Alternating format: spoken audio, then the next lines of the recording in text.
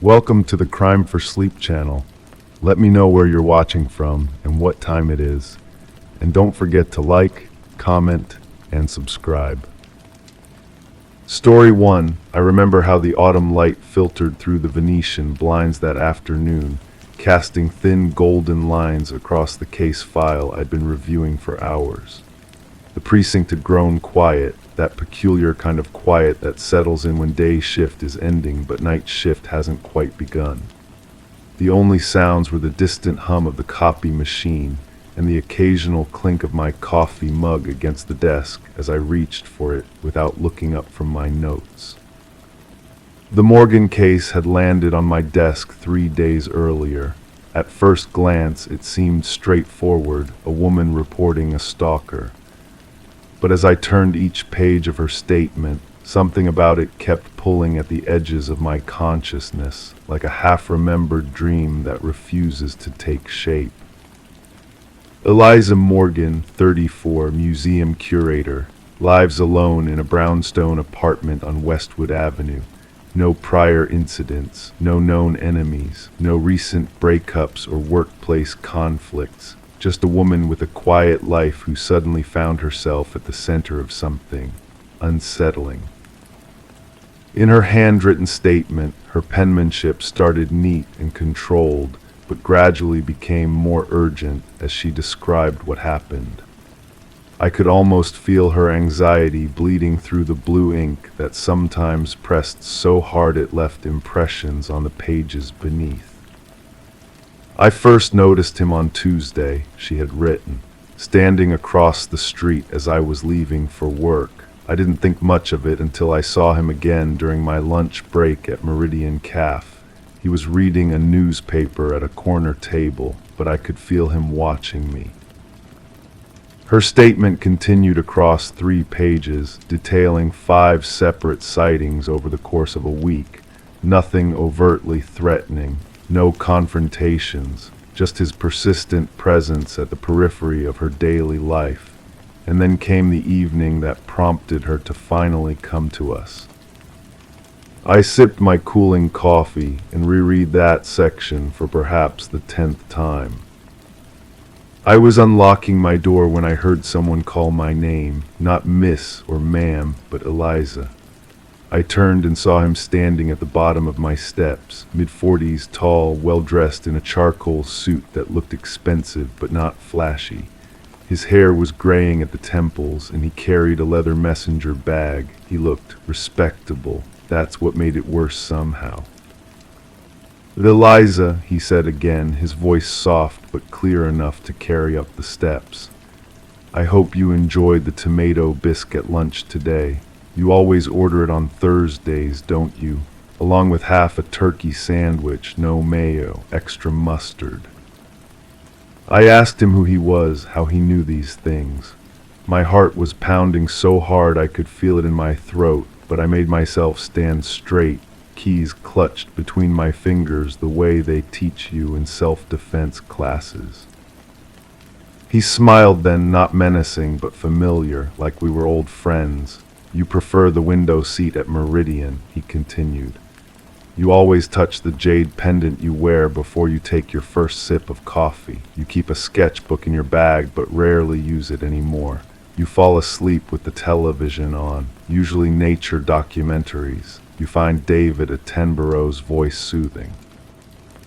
I demanded to know if he'd been in my apartment, if he'd been watching me through windows, how he could possibly know these things. My voice was rising, and I was aware of a neighbor's curtain shifting somewhere to my right. His expression changed then, not angry, but disappointed somehow. "You invited me in, Eliza," he said quietly. "Every night for the past 3 months, you just don't remember." I set the statement down and rubbed my eyes. The fluorescent lights overhead buzzed faintly, a sound you never notice until the building grows quiet around you. Outside my window, dusk was settling over the city, turning the skyline into a silhouette punctuated by the first few illuminated windows. The facts as we had them were these: no signs of breaking and entering at Eliza Morgan's apartment. Security footage from her building showed no unauthorized entries. Her doorman confirmed no unusual visitors. The CAF staff recognized her as a regular but couldn't recall the man she described with any certainty. "We get a lot of businessmen in suits," the manager had told my partner. What we did have was a single partial fingerprint lifted from her doorbell, not enough for a firm identification, but enough to run through the system. The results had come back just before end of shift, no matches in our database. I was about to close the file when my desk phone rang, the sound unnaturally loud in the quiet room. "Detective Mercer," I answered. "Detective, this is Dr. Whitaker from County General." The voice was female, professional, with the slight edge that medical staff get when they've been working too many hours. "You put in a request for medical records for an Eliza Morgan." "That's right," I confirmed, reaching for a pen. "Did you find something?" A pause on the line, the sound of papers shuffling. "I'm not sure if it's relevant to your investigation, but Ms. Morgan has been a patient in our sleep clinic for the past 4 months. Severe parasomnia with episodes of somnambulism." I wrote the words down, medical terminology I only vaguely understood. "Can you translate that for someone who didn't go to medical school?" "Sleepwalking, detective, but not the garden variety. Ms. Morgan has an extreme case. She doesn't just wander around her apartment. She gets dressed, has conversations, even leaves her building sometimes, all while completely asleep." The pen stilled in my hand. "Are you saying she could leave her apartment, walk around the neighborhood, and have no memory of it?" "Not only could she, but according to our monitoring, she has, multiple times. We've been trying different medications, but so far, nothing has completely resolved the issue." I thought about the statement in front of me, about a man who claimed Eliza had invited him in, about things he couldn't possibly know unless. "Doctor," I asked slowly, "is it possible for someone with this condition to invite people into their home during an episode, to have extended interactions they wouldn't remember?" Another pause, longer this time. "It's rare, but yes. Some patients with this condition can perform surprisingly complex tasks, including social interactions. They might appear awake to an observer who doesn't know them well, though usually there are subtle signs, a slight vacancy in expression, delayed responses, unusual speech patterns." I thanked the doctor and hung up, the implications settling over me like a physical weight. I pulled Eliza Morgan's address from the file and reached for my jacket. This wasn't something that could wait until morning. The drive to Westwood Avenue took 20 minutes through light evening traffic.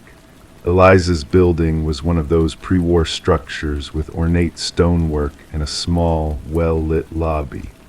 The doorman, different from the one we'd interviewed, checked my credentials before calling up to her apartment.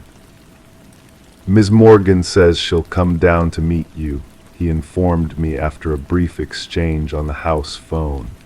"She doesn't want visitors in her apartment right now." I waited in a small seating area adjacent to the lobby, watching the elevator numbers light up sequentially as it descended.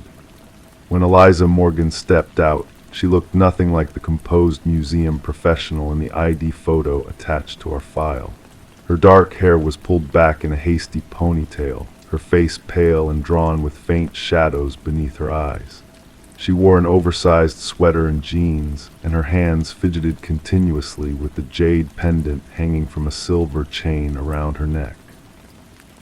"Detective Mercer," she asked, approaching cautiously, "has something happened? Did you find him?" I gestured to the chair across from me. I wanted to follow up on a few details from your statement, Ms. Morgan. I just spoke with Dr. Whitaker from County General. Her expression shifted immediately, first surprise, then understanding, followed by something that looked like resignation. She sank into the chair. "The sleep clinic," she said softly. "You think I'm imagining things." "Not exactly." I kept my voice gentle, matching her quiet tone. "I think there might be a connection between your sleepwalking episodes and the man you've been seeing." She looked down at her hands. "I've considered that. That maybe I saw him somewhere during the day in my mind, incorporated him somehow. But that doesn't explain how he knows things, personal things." "Ms. Morgan," I began carefully, "the doctor mentioned that during your episodes you sometimes leave your apartment, that you have conversations you don't remember." She nodded slowly, still not meeting my eyes. They showed me video once from their monitoring equipment. It was disturbing, like watching someone else wearing my face. They said I've left the building multiple times. The doormen know about my condition now. They're supposed to gently turn me back toward the elevator if they see me after midnight. "Is it possible," I suggested, "that during one of these episodes you might have encountered this man? Perhaps spoken to him about your routine, your habits?" Her hand went to the jade pendant, fingers wrapping around it in what I now recognized as a habitual gesture. "You think I told him these things, that I invited him into my life without knowing it? It would explain how he knows details that he couldn't observe from outside," I pointed out. "The nature documentaries, your pendant habit." She was quiet for a long moment, considering this. When she finally looked up, her eyes were clearer, more focused. "But that doesn't explain why he'd approach me while I'm awake. Why tell me he knows me? Why not just keep watching from a distance?" It was a good question, and one I didn't have a ready answer for. But before I could respond, the front door of the building opened, admitting a burst of cool evening air and a single figure, a man in a charcoal suit, with graying temples and a leather messenger bag. He stopped short when he saw us, his expression cycling rapidly through surprise, recognition, and what looked strangely like concern. Eliza's sharp intake of breath was all the confirmation I needed. I stood, positioning myself slightly between them as the man approached. "Ms. Morgan," he said, his voice exactly as she had described it, soft but clear. His eyes moved from her to me, taking in my stance, my expression. "Is everything all right?" I showed him my badge, Detective Mercer. "Mind if I ask your name, sir?" "Daniel Prescott." He offered the information readily, without hesitation. "I live in 5B, just down the hall from Ms. Morgan." The simple statement landed like a stone between us. I glanced at Eliza, whose confusion was evident. "That's not possible," she said. 5B is occupied by an older couple, the Harrises. "The Harrises moved out 3 months ago," the doorman interjected from his desk. "Mr. Prescott moved in after the renovation was completed." 3 months, the same time frame as the beginning of Eliza's sleep clinic treatment. "Ms. Morgan," Prescott said gently, "we've met several times in the elevator, and a few times, late at night, you were having trouble with your key once. I helped you back to your apartment." Understanding dawned in her expression, followed quickly by embarrassment. "I was sleepwalking. I don't remember any of it." He nodded, a sympathetic gesture. "I realized that after the second or third encounter, you seemed not quite present. When I mentioned it the next day in the elevator, you had no recollection of our conversation. I looked up the symptoms afterward. Sleepwalking can be quite complex, apparently. So why approach her the way you did? I asked, still not entirely convinced of his innocence. Why tell her she'd invited you in? You must have known how that would sound. Prescott shifted the messenger bag on his shoulder, looking uncomfortable for the first time. I'd seen her watching me at the cafe on the street. She seemed afraid. I thought if I explained that we knew each other, that I wasn't a stranger. He trailed off, clearly realizing how his approach had backfired. I'm sorry, I handled it poorly. I watched him carefully as he spoke, looking for signs of deception, of the peculiar intensity that characterizes stalkers. But all I saw was genuine regret and confusion nearly matching Eliza's own. Mr. Prescott, I said, making a decision, I'd like to verify your residence and speak with you further. Would you be willing to show me your apartment? Of course, he agreed immediately. Whatever helps clear this up. As we moved toward the elevator, I glanced back at Eliza, who remained seated, her hand still gripping her pendant. The mystery had been solved, but the resolution seemed to offer little comfort. In some ways, the truth that she had been living parallel lives, one she could remember and one she couldn't, was more unsettling than the idea of a stranger watching her. Some cases end with handcuffs and Miranda rights. Others end like this, with confused, embarrassed people trying to make sense of moments lost to the strange mechanics of the human mind. As the elevator doors closed, I couldn't help but wonder which of Eliza's realities would feel more real to her when she tried to sleep tonight, the one she remembered, or the one that existed only in the darkened corners of her unconscious mind. In the quiet of that lobby, as evening settled fully into night outside, I understood that some mysteries don't need detectives to solve them. Sometimes the answer has been there all along, walking alongside us in the darkness, waiting only for the light to reveal its true shape. Story 2. I've always been drawn to the forgotten stories hidden in other people's discarded possessions.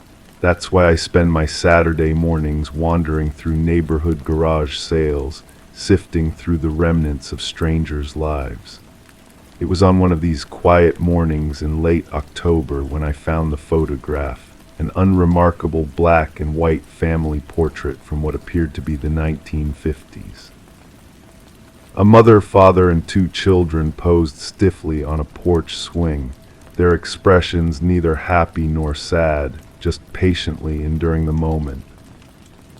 The woman selling it couldn't tell me anything about it, just something that was left in the attic when we bought the place, she said, not looking up from her crossword puzzle. The faded image cost me 50 cents, a small price for what would become the most disturbing object I've ever owned. I placed the photograph on my desk that evening, intending to add it to my small collection of vintage photographs. The soft yellow light from my desk lamp cast gentle shadows across the faces, giving them a warmth they hadn't possessed in the harsh morning sunlight. Before turning in for the night, I studied their features once more, the father's high forehead, the mother's tightly pulled back hair, the children's matching outfits. Nothing unusual. Nothing that would suggest what was to come.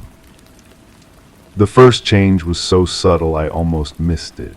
3 days later, as I was organizing my desk, my eyes drifted to the photograph. Something felt different. I picked it up, tilting it toward the light. There, in the darkness of an open window behind the family, was a face I hadn't noticed before, faint but unmistakably there.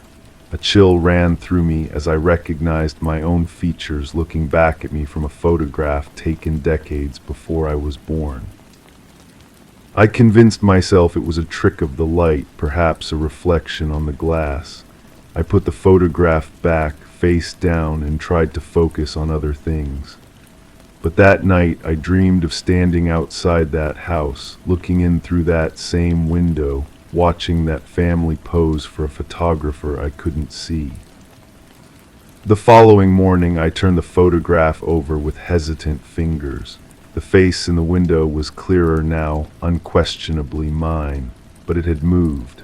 Now my reflection appeared to be standing on the porch, just at the edge of the frame, as if I had taken a step closer to the family. I considered throwing it away. I even held it over the trash can, but something stopped me, a detective's curiosity perhaps, or something more primal. Instead, I placed it in my desk drawer, pushing it to the back behind folders and notebooks, out of sight. For 2 days, I didn't look at it. On the third night, I dreamed again, this time of standing on that porch, feeling the wooden boards creak beneath my feet, smelling the jasmine that climbed the railings. I woke up at 3:17 a.m., my heart pounding against my ribs. Without turning on the light, I went to my desk and opened the drawer. Even in the darkness, I could see that the photograph had changed again. I turned on my desk lamp with trembling fingers. Now I was standing directly behind the family, my hands resting lightly on the back of the porch swing. My expression was neutral, but my eyes seemed to stare directly at the viewer, at me, with unsettling intensity. I called in sick to work that day and began researching the photograph. I searched property records, historical newspapers, and genealogy websites. It took hours, but I finally found something. A small news article from 1954 about a family named Harmon who had disappeared from their home on Maple Street. The article included a photograph that matched mine exactly, except for one detail. There was no one standing behind them in the newspaper's version. The article was brief, offering few details. The family had vanished overnight, leaving behind all their possessions. Neighbors reported hearing nothing unusual. No signs of forced entry or struggle were found. They had simply vanished, as if erased from existence. That evening, I placed the photograph on my kitchen table and sat watching it for hours, waiting to see if it would change before my eyes. It didn't, but when I looked away to check the time, just for a moment, and looked back, I felt the blood drain from my face. Now I was sitting on the porch swing with them, wedged between the mother and father. The children sat on our laps, the boy on mine. My arm was around the mother's shoulders, and we were all smiling now, even the children, even me. Sleep eluded me that night. I paced my apartment, checking the photograph every few minutes, watching as my position in the family portrait became more and more central. By morning, the original father had moved to the edge of the frame, his expression now troubled, while I occupied his place at the center of the family. I called the local historical society that day, my voice carefully controlled as I explained I was researching the Harmon family disappearance. The archivist sounded interested. Too few people cared about local history these days, she said, and invited me to come look through their records. The Historical Society occupied an old Victorian house downtown, its rooms converted into research spaces and small exhibition areas. The archivist, a woman named Margaret with silver hair and sharp eyes, led me to a room lined with filing cabinets. "The Harmon case," she said, pulling out a thin folder. "Not much to go on, I'm afraid. The detective who handled it originally was obsessed with it, though, kept coming back to it for years." She spread the contents on the table, police reports, newspaper clippings, and photographs. I recognized the family portrait immediately, identical to mine except for my absence. But there was another photograph I hadn't seen before, the same porch, the same swing, but with a different family. And standing behind them, almost imperceptible in the shadows, was a figure that looked remarkably like the father from my photograph. "That's odd," Margaret said, squinting at the image. "I don't remember seeing this before." "Do you know who this other family is?" I asked, keeping my voice steady. "The Millers," she said, "they disappeared too, about 20 years before the Harmons, same house." She looked up at me, her eyes narrowing slightly. "Why are you interested in these cases?" I fabricated a story about researching a book on unsolved disappearances.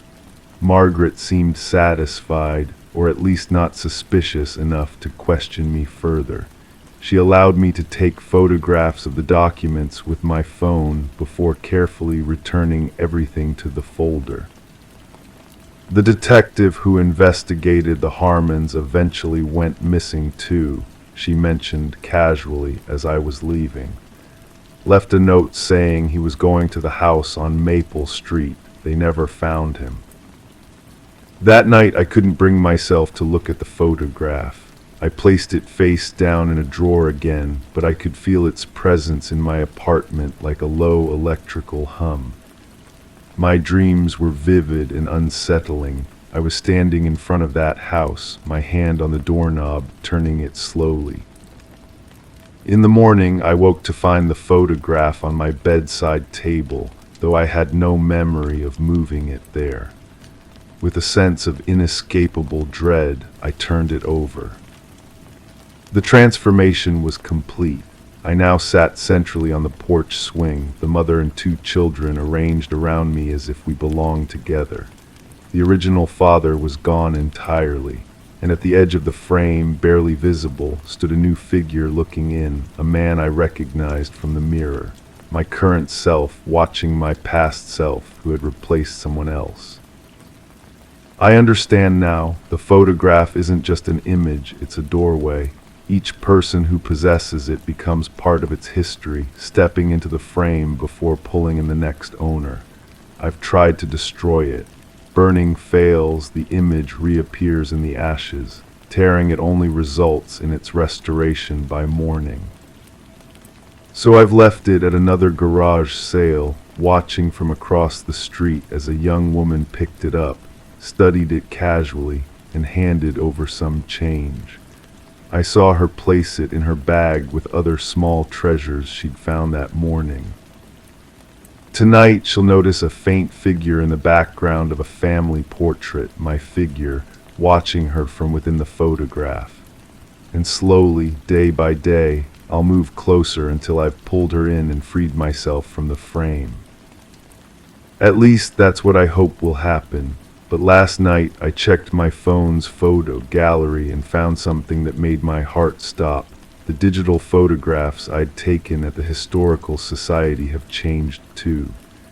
In each one I'm there now, my image growing more central with each swipe of my finger. And this morning I noticed a framed picture on my wall that I don't remember owning. A black and white photograph of a porch swing, a family and me at the center, smiling out at whoever might be looking in. Story 3. I remember the first time I visited apartment 408 at the Westlake Gardens complex. It was late October, the kind of autumn evening where the streetlights cast long, amber shadows across newly paved sidewalks. The development had that distinct smell of fresh paint and untouched carpeting, the olfactory signature of places where memories haven't yet had time to accumulate. Westlake Gardens was the crown jewel of the city's urban renewal project, 6 floors of gleaming steel and glass, with floor-to-ceiling windows and sleek, minimalist interiors.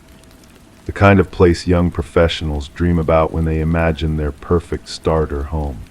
And for Elise Morgan, a 29-year-old graphic designer with an upward career trajectory, apartment 408 represented exactly that, a fresh start, a blank canvas. I ran my fingers along the smooth countertop in the kitchen, feeling the cool stone beneath my fingertips. My partner, Detective Ramirez, was already methodically photographing the living room, the soft click of the camera shutter punctuating the heavy silence. "How long has Ms. Morgan lived here?" I asked the building manager, a nervous man who kept adjusting his tie as if it were slowly strangling him. "Just 3 weeks," he replied, his voice barely rising above a whisper. "She was one of our first tenants, signed a 2-year lease." 3 weeks, barely enough time to settle in, to leave an impression. And yet, something had gone terribly wrong in apartment 408. The case file on Elise Morgan was thin, containing just the basics. Single, no known enemies, well liked at work, close to her family in Michigan. What we did know was what she had reported to us 2 days ago, that she had returned home from a business trip to find her apartment changed. Not burglarized, not vandalized, changed. According to her statement, the furniture had been subtly rearranged. The gray sectional sofa was now angled differently toward the television. The coffee table book about architectural photography had been replaced with one about deep-sea creatures. The abstract paintings she had carefully selected were still hanging in the same spots, but they weren't hers. Same frames, different art. Most disturbing of all were the photographs. Where Elise had displayed pictures of herself with friends and family, there were now images of strangers, a middle-aged couple smiling on a beach, a young man in graduation attire, a dog sleeping on what looked like the very couch that now sat in the apartment. At first I thought I had somehow entered the wrong apartment, she had told us, her voice steady but her fingers trembling as they wrapped around a cup of untouched coffee during our initial interview. But it was my key that worked, my apartment number. Even my mail was still in the slot by the door. I made my way to the bedroom, where the true depth of the intrusion became apparent. The closet still contained women's clothing, but not Elise's wardrobe. The sizes were similar, the style was not dissimilar, but these were not her clothes. In the dresser drawers, unfamiliar undergarments were folded with precise care. The bathroom held someone else's toiletries, a different brand of toothpaste, unfamiliar perfumes, a type of facial cleanser Elise claimed she'd never used. "What did the building security cameras show?" Ramirez asked, joining me in the bedroom doorway. The manager shifted uncomfortably. "That's the thing, officers. We reviewed all the footage from the 3 days Ms. Morgan was away. No one entered her apartment except the maintenance staff to fix a reported leak under the kitchen sink, and that was supervised by me personally, 15 minutes in and out." I nodded slowly, making a note to interview the maintenance worker, though something told me this would lead nowhere. "Ms. Morgan mentioned electronics," I said, "her laptop, phone, chargers." "All replaced with identical models," Ramirez finished for me. "Same brands, but the laptop had different files, different wallpaper. The phone chargers were placed where she normally keeps hers." This wasn't a typical break-in. There was nothing random about it, nothing impulsive. This was methodical, personal, and executed with disturbing precision. We spent hours in that apartment, documenting every detail, every replaced item, every subtle shift. The more we looked, the more it seemed like someone had recreated Elise's living space with items that weren't hers but could have been, as if someone had studied her life and habits closely enough to replicate them with eerie accuracy, but with deliberate errors. As twilight descended on the city, casting long shadows through those expensive floor-to-ceiling windows, Ramirez and I sat at Elise's dining table, or rather, the dining table that now occupied the space where hers had been. "What are we looking at here?" Ramirez asked, the fatigue evident in her voice. "A very elaborate prank, a case of mistaken identity." I shook my head slowly. This took planning, resources, time. Someone wanted Elise to come home and feel displaced, like she was losing her grip on reality. The question, of course, was who and why. The building manager had given us access to the tenant registry. Westlake Gardens was still mostly empty. Only 12 of the 48 units were occupied, scattered throughout the building. None of the other residents reported anything unusual. The following day, we interviewed each of them. Most were like Elise, young professionals drawn to the modernity and location of the complex. None seemed to have any connection to her beyond a passing hello in the elevator or mailroom. It was the maintenance workers interview that finally gave us something to work with. Miguel Sanchez, 52, had been with the property management company for over a decade.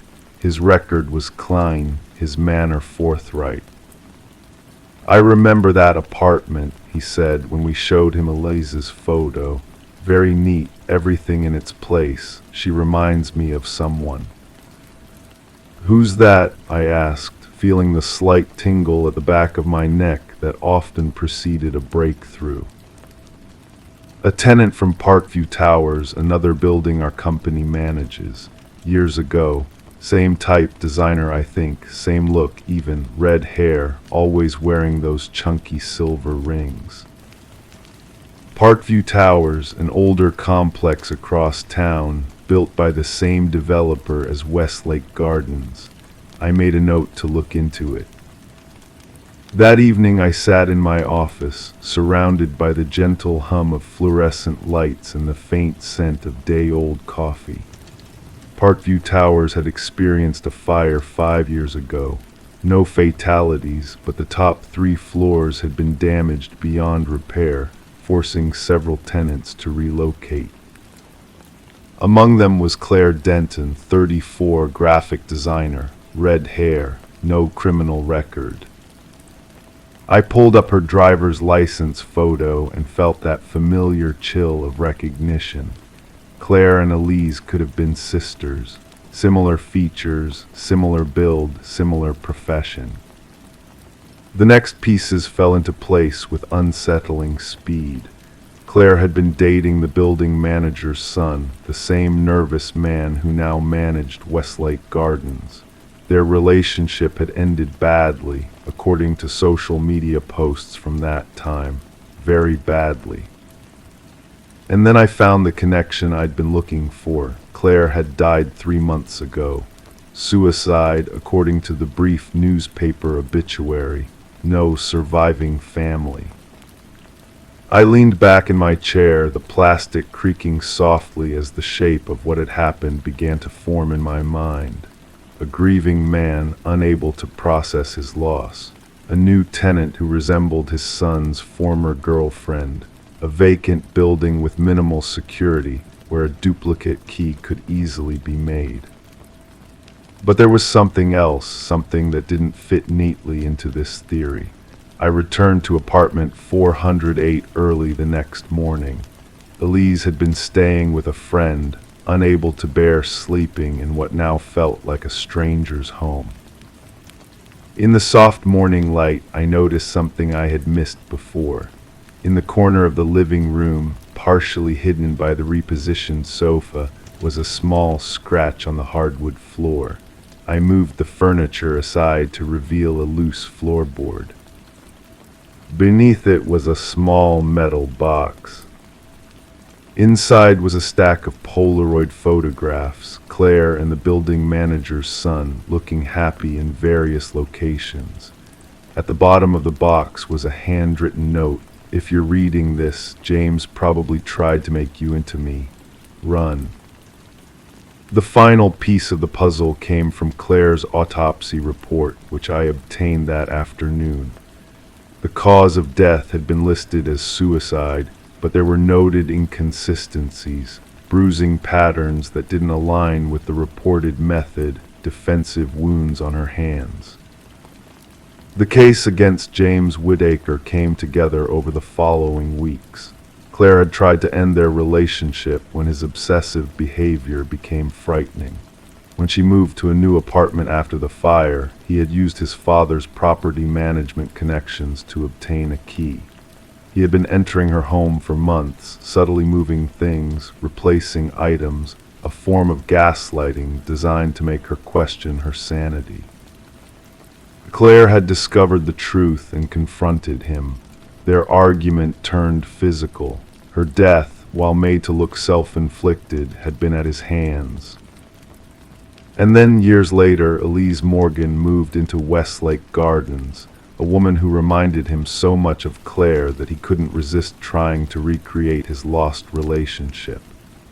He began the same pattern, using his position to enter her apartment while she was away, transforming it piece by piece into a shrine to Claire. Elise Morgan left Westlake Gardens. She moved to another city, unwilling to remain in a place with such disturbing associations. James Whittaker was arrested and charged with Claire's murder. But sometimes, on quiet nights when I drive past that gleaming building with its floor-to-ceiling windows, I wonder about apartment 408. I wonder if its new tenant ever feels like something isn't quite right, if they ever sense that the space they inhabit has been shaped by someone else's obsession, someone else's grief. I wonder if they ever notice things moving in the night, subtle shifts that make them question their memory, their perception. I wonder if they ever feel like they're living in someone else's life. Story 4. I still remember the weight of that leather-bound journal in my hands when I first examined it. The soft, worn cover had a peculiar warmth to it, as if recently held despite having sat in our evidence locker for nearly 3 weeks. It was October in Millfield, that time of year when fog clings to the ground each morning, reluctant to release its hold on the small New England town. The precinct was quiet that day, only the distant sound of fingers tapping on keyboards and the occasional ring of a phone breaking the silence. The journal belonged to Eliza Thornton, a 28-year-old librarian who lived alone in a small apartment above the bookstore on Maple Street. I'd never met her while she was alive, but after 3 weeks of investigation, I felt like I knew her. The framed photos in her apartment showed a woman with kind eyes and a slight, almost hesitant smile. Friends described her as quiet but thoughtful, the type who remembered birthdays and sent handwritten thank you notes. "Detective Mercer, you should take a look at this," Officer Collins had said that morning, placing the journal on my desk. Thornton's sister dropped it off, said she found it while packing up the apartment. What made the journal unusual wasn't its appearance, a standard leather notebook with cream-colored pages, but its contents. The first half contained what you'd expect: grocery lists, book recommendations, occasional reflections on quiet days spent at the library. Eliza's handwriting was neat and consistent, slanting slightly to the right. But then, beginning about 2 months before her death, the entries changed. New writing appeared in a different hand, more angular, pressing deeper into the page. These entries weren't written by Eliza, they were written about her. October 3rd, she wore the blue cardigan again today. 3rd time this week. Keeps her keys in the right pocket, wallet in the left. Locks the door twice before walking away. October 7th, she stopped for coffee at Morris Cafe after work. Sat by the window for 37 minutes. Read 24 pages of her book. Didn't notice me at the corner table. October 12th, she leaves the bathroom window cracked open at night. I can hear her humming sometimes while she brushes her teeth, always the same song. I turn the pages slowly, the paper making a soft whisper against my fingertips. The precinct's fluorescent lights hummed overhead, casting a pallid glow that made the ink appear darker than it was. Officer Collins had refilled my coffee mug, but it sat untouched, cooling as I read entry after entry. The writer documented Eliza's daily routines with meticulous attention to detail: which neighbor she greeted, how many steps it took to reach her apartment door, what time her bedroom lights switched off each night. The final entry was dated 3 days before Eliza was found dead in her apartment. November 2nd, I touched her books today while she was shelving in the biography section. Ran my fingers along the spines she'd touched. She smiled at me. She doesn't know that I'm writing her life now, that her story belongs to me. The medical examiner had ruled Eliza's death as natural causes an undiagnosed heart condition. Nothing suspicious. No signs of forced entry, no evidence of foul play, just a young woman who went to sleep and never woke up. The journal had changed everything. "We need to look at the handwriting," I told the forensic document examiner, Lisa Reeves, as I handed her the journal the following morning. The department was buzzing now, the quiet of yesterday replaced with purposeful movement.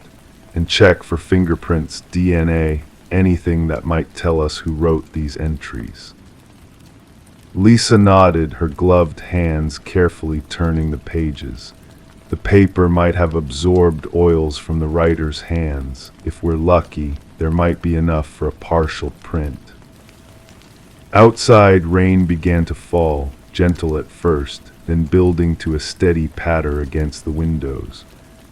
I watched water trails form patterns on the glass while Lisa worked, thinking about Eliza and the unseen observer who had documented her life with such intimate precision. 3 days later, we had results. The journal contained fingerprints from 4 individuals: Eliza herself, her sister Emma, a partial print that matched Benjamin Morris, the owner of the cafe Eliza frequented, and a 4th set that didn't match anyone in our database. The entries about Eliza weren't written by any of these 3, Lisa explained, spreading photographs on my desk. Based on handwriting analysis, we're looking at someone who's likely left-handed, educated, and extremely methodical. The pressure patterns suggest someone who was emotionally invested in what they were writing. I interviewed Morris that afternoon, a man in his early 50s with gentle eyes and an easy manner. He confirmed that Eliza had been a regular at his cafe for nearly 2 years. "Always ordered the same thing, Earl Grey with honey and a slice of lemon," he said, hands wrapped around a paper cup of station coffee. Quiet girl, polite, kept to herself mostly, though she'd chat about books sometimes. "Did you notice anyone paying particular attention to her? Anyone watching her or following her?" Morris thought for a moment, eyes drifting to the rain-streaked window. There was a young man who started coming in around the same time as her in the last few months. Dark hair, glasses, always had a book or notebook. Can't say I noticed him watching her specifically, but thinking back, he was there often when she was. It wasn't much, but it was a start. Security footage from the cafe showed a man matching Morris's description: slender build, dark-rimmed glasses, always sitting with a view of Eliza's regular table. The library where Eliza worked had cameras only at the main entrance, but visitor logs showed a pattern A library card belonging to a James Farrow had been used to check out books during each of Eliza's shifts for the past 3 months. Farrow lived in a small apartment 6 blocks from Eliza's, in a building with peeling paint and a perpetually broken elevator. The superintendent let us in with a master key after we showed our badges. The apartment was sparsely furnished but meticulously organized. Bookshelves lined one wall, volumes arranged by author and subject. A desk sat beneath the window, its surface clean except for a lamp and a stack of notebooks. In the top drawer, we found them 7 leather-bound journals identical to the one Eliza's sister had discovered. Each documented a different woman's daily routines, habits, and patterns. The earliest dated back 5 years. "He's been watching them," Officer Collins said quietly, leafing through one of the journals. all these women for years. 4 of the women were still living in Millfield, unaware they had been subjects of Pharaoh's obsessive documentation. 2 had moved away, and then there was Eliza, the only one who had died. We brought Pharaoh in for questioning the next day. He was younger than I expected, perhaps early 30s, with a soft voice and steady hands that didn't fidget even under the harsh interrogation room lights. The room felt smaller than usual that day, the walls closer, the air stiller. "I gave her the journal," he said, after I placed it on the table between us. "It was a gift. And the writing inside, the entries about her daily routine." I kept my voice level, watching his face. I wanted to understand her, to really see her. His eyes met mine without wavering. No one really sees people, detective. They look, but they don't see. "Did you see her the night she died, James?" A faint smile touched his lips. "I didn't kill her, if that's what you're asking. I would never harm her. I was preserving her." Forensics confirmed what the medical examiner had initially concluded. Eliza had died from natural causes, a congenital heart defect that could have taken her life at any moment. We found no evidence that Pharaoh had ever entered her apartment, no proof he had done anything beyond watching and writing. The other women he had documented were alive and well, if deeply disturbed to learn about the journals. In the end, we charged Pharaoh with stalking. It wasn't enough, not nearly enough, but it was all the law allowed. He pled guilty and received a sentence that would keep him away from the women of Millfield for a few years, but not forever. I kept thinking about what he'd said in that interrogation room. I was preserving her. As if by recording the minutiae of Eliza's life, he was somehow keeping a part of her alive. Perhaps in his mind he was. The journal sits in evidence storage now, along with the others. Sometimes, late at night when the precinct is quiet and I'm alone with case files, I find myself thinking about those cream-colored pages filled with observations both mundane and intimate, about the thin line between attention and obsession, about the stories we write about others and the ones others write about us without our knowledge. I wonder how many unseen eyes are watching, how many unseen hands are recording, and I check my locks twice before going to bed. Story 5. No matter how many times she bolted the doors, they were always open the next morning. Furniture would be rearranged, floors swept clean, and on the dining table, plates of food she had never prepared. I still remember the first time Alina Marsh called our precinct. Her voice was steady but lined with the kind of exhaustion that comes from prolonged fear. "Someone keeps coming into my house at night," she told the dispatcher. A common enough complaint in our small town of Millfield, where most break-ins were teenagers looking for liquor or prescription pills. But Alina's case was different from the start. The house on Sycamore Lane stood apart from its neighbors, set back behind a small copse of pine trees. A Victorian building with peeling white paint and shutters that hung slightly crooked against windows that reflected the late afternoon sun. I pulled into the gravel driveway, the stones crunching beneath the tires of my unmarked sedan. Alina greeted me at the door before I could knock. She was perhaps 65, with silver hair pulled back in a neat bun and eyes that seemed to catalog every detail of her surroundings. "Detective Collins," she said, extending her hand. Her grip was firmer than I expected. "Thank you for coming." Inside, the house was immaculate. Every surface gleamed with polish, books aligned perfectly on shelves, cushions arranged at precise angles on the sofa. Not what I expected from someone reporting disturbances.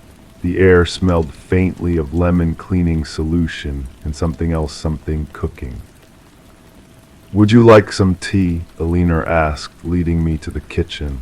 On the counter sat a plate of scones I hadn't noticed before.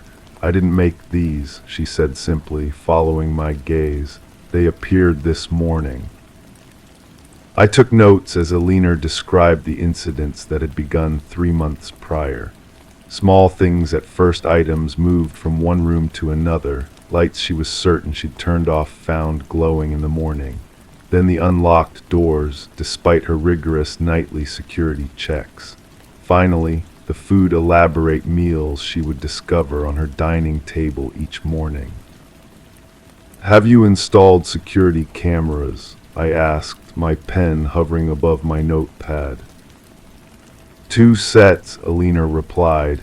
"The first stopped working after a week. The second showed nothing, just empty rooms, and then suddenly the furniture would be in different positions, as if someone edited the footage." I examined the locks on all doors and windows. They were new, heavy-duty, and showed no signs of tampering. No scratches around keyholes, no bent mechanisms. The windows were equally pristine. "Do you live alone, Ms. Marsh?" I asked, though I already knew the answer from the case file. "Since Harold passed, yes, 5 years now." Her voice remained neutral, practiced in speaking of her loss. "I requested permission to stay overnight to witness these events firsthand." Alina agreed with visible relief. We set up a simple plan she would lock up as usual, while I waited in my car down the street. At 2 a.m., I would enter using the spare key she provided to catch whoever might be inside. The night air was cool as I sat in my vehicle, the street silent except for the occasional rustle of leaves. Houses darkened one by one until only a single lamp remained lit in Alina's front room. At 11:30, that too went dark. At precisely 2 a.m., I approached the house, my steps deliberate and quiet on the gravel path. The spare key turned smoothly in the lock of the side door, which should have been impossible if Alina had bolted it from inside as promised. The house was still, too still. No creaking floorboards, no sleeping breaths, no ticking clocks. In the kitchen, the counter was spotless, showing no signs of the tea service from earlier. As I moved toward the dining room, a faint odor reached me: garlic, butter, herbs. On the dining table sat 2 plates of pasta, steam rising gently from the perfectly arranged servings. Beside them, 2 glasses of red wine caught the moonlight streaming through the window. The chairs were pulled out slightly, as if awaiting diners. "Alina," I called softly, my hand instinctively moving toward my service weapon. No response came from the darkened hallway leading to the bedrooms. I checked each room methodically, finding nothing out of place. Alina's bedroom door was closed. I knocked gently, then with more force when no answer came.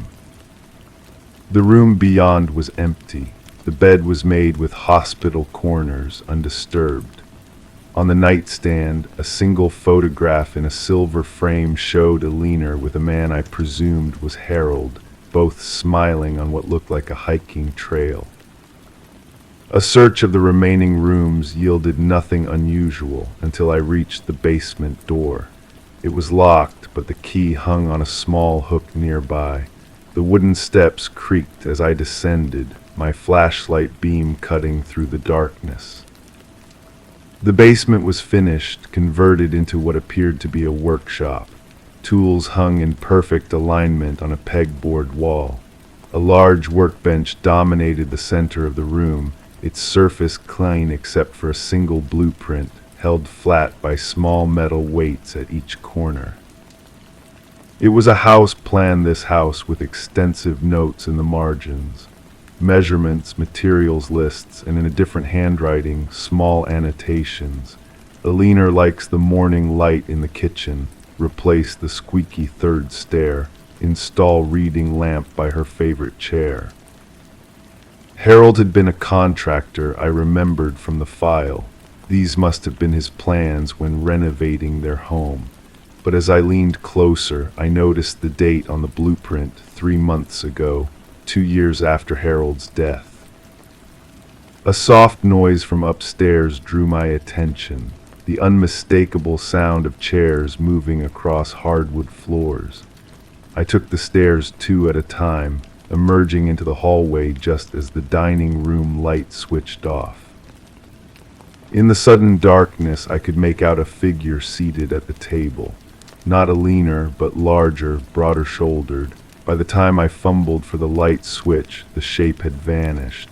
The pasta remained, still steaming, but now only one place was set.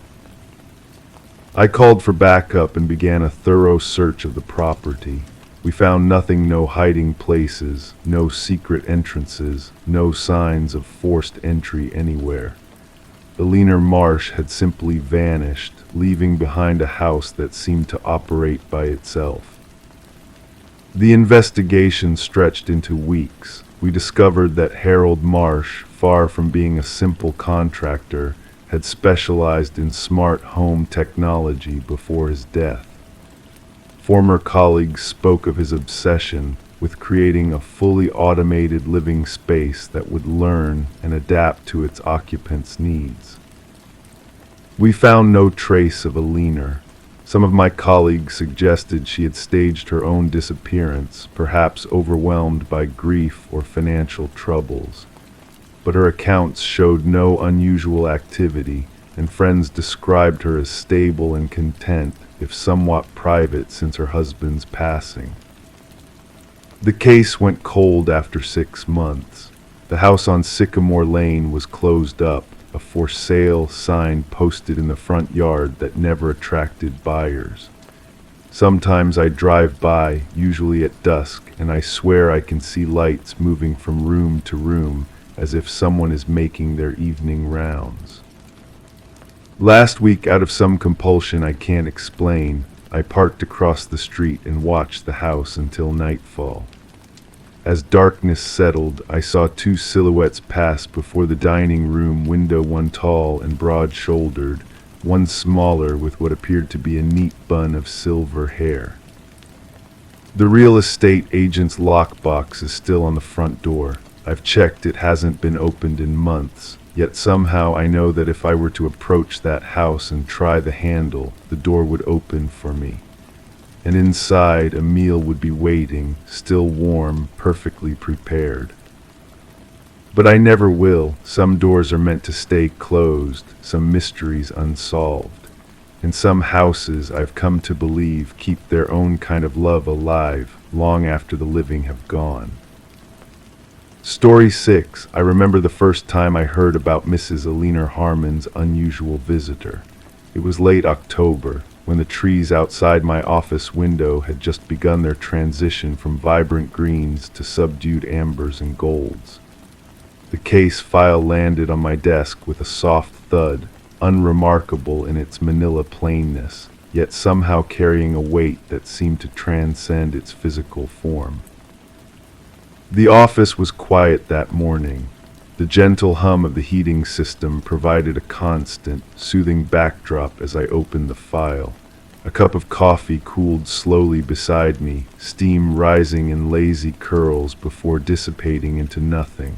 Just like the footprints in Eleanor's home, I would later think, there and then not there at all. Eleanor Harmon lived in one of those grand Victorian houses that populate the historic district of our small town. The kind with wraparound porches and ornate trim work that speaks of a different era.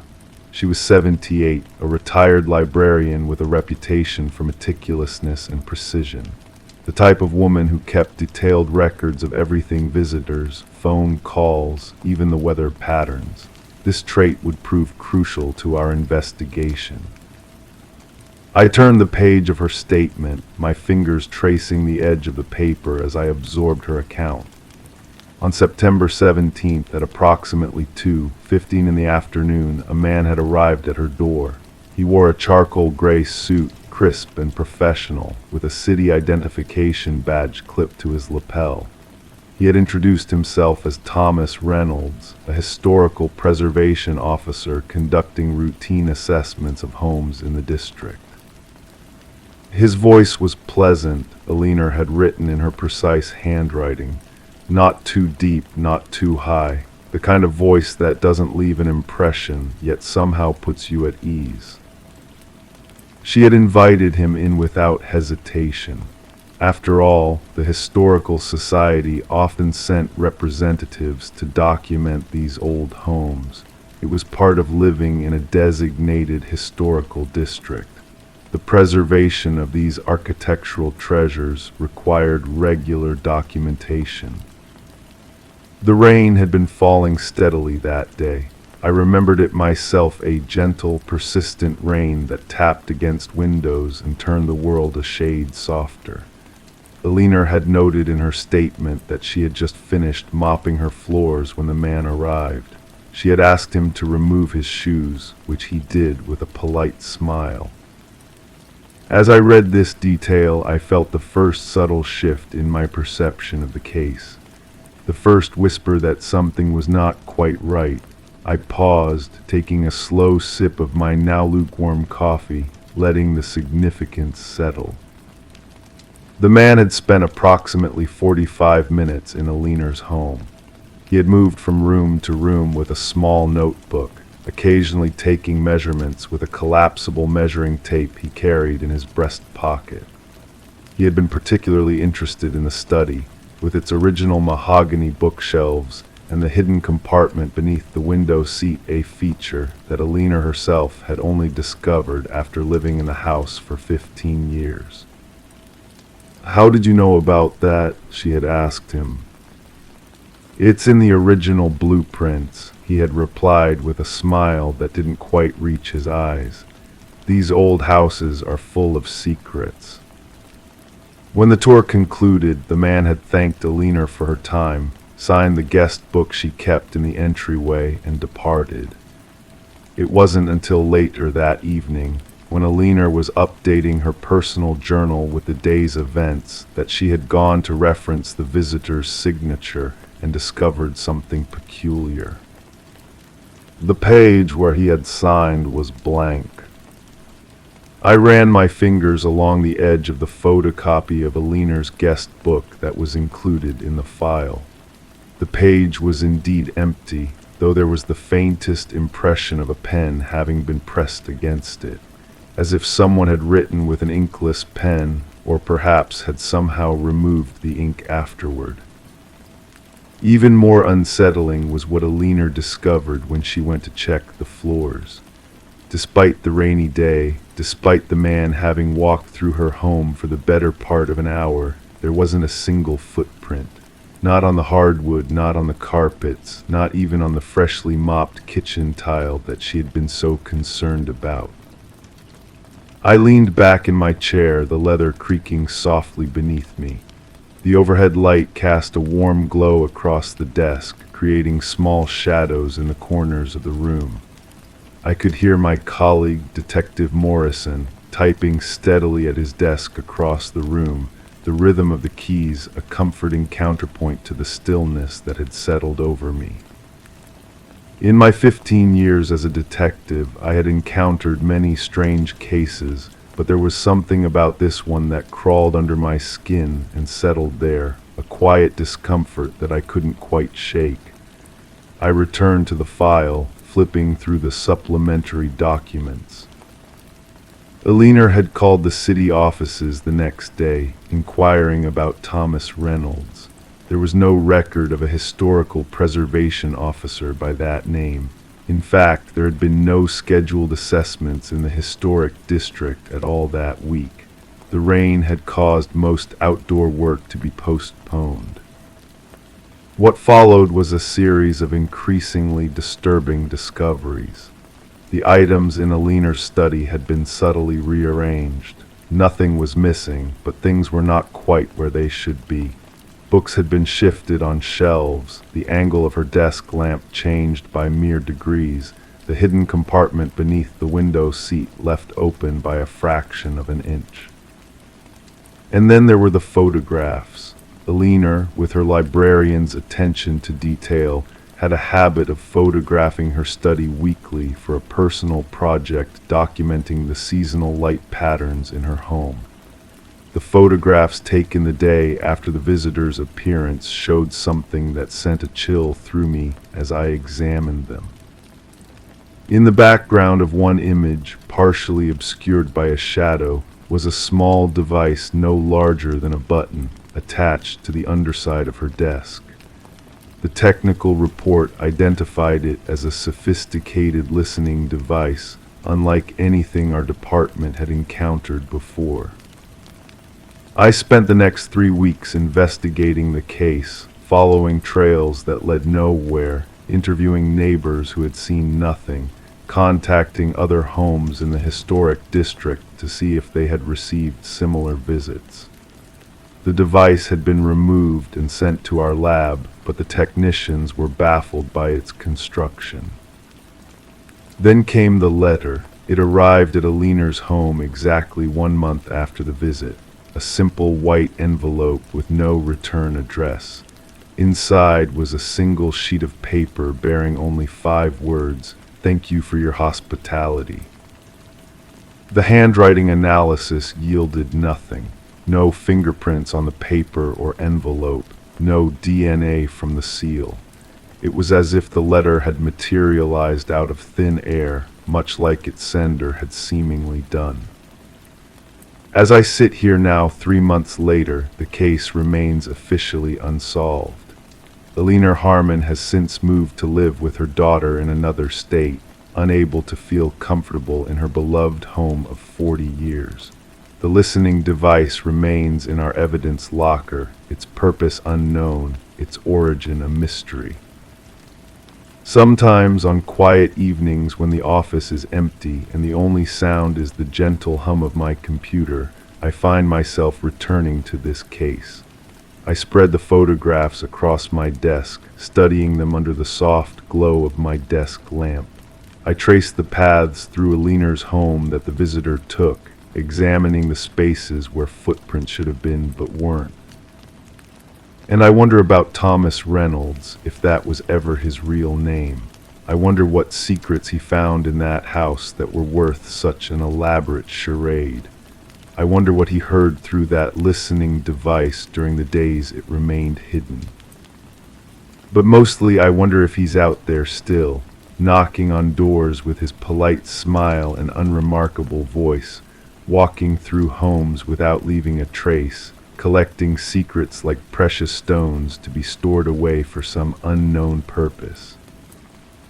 And occasionally, when I return home after a long day, I find myself checking my floors for footprints that shouldn't be there, listening for sounds that don't belong, and glancing through my guest book to ensure all the signatures remain exactly as they should be.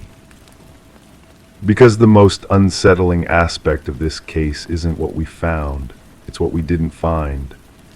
The visitor who came and went like a ghost, leaving no footprints behind, only questions that linger in the air like the fading scent of cologne present enough to notice, but too elusive to identify. And sometimes, late at night, I think I hear a polite knock at my door.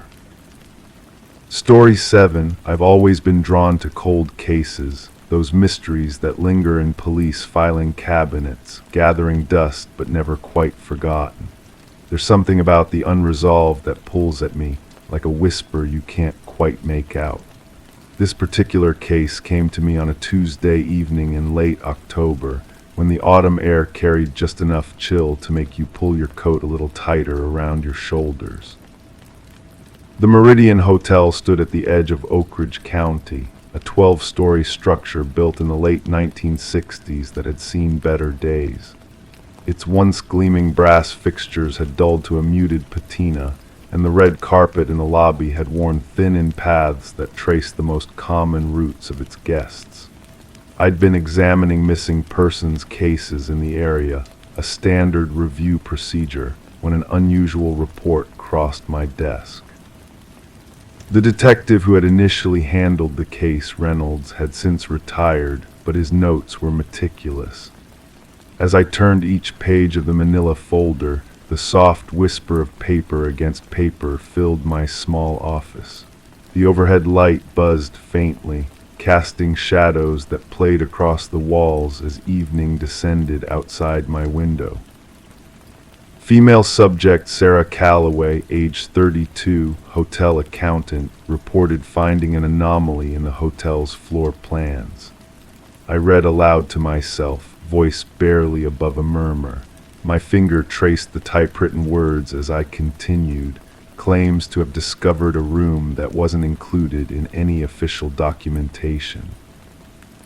The hotel plans indicated exactly 237 rooms, a number the management had always proudly maintained in their records. Every room was meticulously numbered, every square foot of the building accounted for in the architectural designs. Yet Sarah had found room 238. I took a sip of my cooling coffee, the ceramic mug smooth and sturdy between my palms. The clock on my wall ticked softly, marking the passage of time as I immersed myself in the details. According to her statement, Sarah had been working late one night, reconciling the hotel's occupancy records when she noticed a discrepancy. The computer system showed a guest checked into room 238, a room that didn't exist in their database. At first, she assumed it was a simple clerical error, but something about it nagged at her. The hotel had been her workplace for nearly 7 years. She knew every corner, every supply closet, every maintenance access. So that night, after most guests had retired and the corridors had grown quiet, she decided to investigate. The service elevator hummed and vibrated slightly as it carried her to the 8th floor. The carpet there was a deep burgundy, patterned with gold geometric shapes that seemed to shift and realign as you walked past them. Sarah moved down the hallway, past rooms 234, 235, 236, 237. And then, where the hallway should have ended at a wall with a fire extinguisher cabinet, there was another door. Room 238. I leaned back in my chair, which creaked softly under my weight. The statement indicated that Sarah had stood there for several long moments, trying to reconcile what she was seeing with what she knew to be true. Had this door always been here? Had she simply never noticed it before? The brass numbers 238 gleamed dully in the subdued hallway lighting, as if they had always been fixed to that door. Sarah had a master key, of course. Part of her job required occasional access to rooms. With a steadying breath, she inserted the card into the slot. The lock mechanism clicked and the small light turned green. She pushed the door open. The room beyond was fully furnished, a standard suite with a queen-sized bed, a desk, a television mounted on the wall. But what made Sarah's blood run cold were the photographs scattered across the bed. Dozens of them all face up, all showing scenes from her childhood, birthday parties, family vacations, school events. Images from a personal history that no stranger should have possessed. I turned the page, the paper making a soft sound in the otherwise silent room. My office had grown darker as evening progressed, but I hadn't bothered to turn on more lights. The dim glow from my desk lamp cast long shadows across the documents. According to Sarah's statement, she backed out of the room immediately, letting the door swing shut behind her. She returned to the front desk in a state of confusion and fear, where she reported what she'd found to the night manager, who called the police. But when officers arrived and accompanied Sarah back to the 8th floor, there was no room 238. The hallway ended exactly where it was supposed to, with a wall and a fire extinguisher cabinet. No door, no mysterious room filled with her personal photographs. The police report noted that Sarah appeared genuinely distressed, but subsequent investigation revealed no evidence of any hidden or unmarked room. The hotel's security cameras showed Sarah walking down the hallway to the end, standing there for approximately 3 minutes, and then turning and walking rapidly back toward the elevator. The footage never showed her opening a door. I pulled out the architectural plans that had been included in the file, spreading them across my desk. My fingers traced the outlines of the 8th floor. There was no space unaccounted for, no possibility of a hidden room wedged between existing structures. According to these plans, room 238 could not physically exist. Sarah Calloway never returned to work after that night. Her resignation letter cited personal reasons and stress. The case was ultimately filed away as an unverified report, possibly the result of exhaustion, stress, or even a brief psychotic episode. But something about it didn't sit right with me. I decided to visit the Meridian myself. The following day I stood in the lobby, taking in the faded grandeur of the place. The desk clerk barely looked up as I flashed my badge and explained I was following up on an old case. Access granted, I made my way to the 8th floor. The elevator doors slid open with a soft chime. The burgundy carpet with its gold patterns stretched before me, just as Sarah had described. I walked slowly down the hallway, counting the room numbers as I passed. Room 234, room 235, room 236, room 237. And then the wall, the fire extinguisher cabinet. No room 238. I stood there for a long moment, examining the wall. It was solid, no indication of a concealed door or recent construction. I ran my fingers along the wallpaper, feeling for inconsistencies, seams, anything unusual. Nothing. As I turned to leave, something caught my eye, a small discrepancy in the pattern of the carpet where it met the baseboard. I knelt down for a closer look. The pattern didn't quite align, as if the carpet had been cut and relayed at some point. I returned to the station and dug deeper. The hotel's history revealed a renovation in 1987, though the records were incomplete regarding exactly what had been modified. I tracked down former employees, most of whom had little to add to my investigation. Until I found Marcus Leary, a maintenance worker who had been employed at the Meridian from 1985 to 1992. We met at a quiet diner on the edge of town. Marcus was in his 70s now, with gnarled hands that wrapped around his coffee mug as if seeking warmth.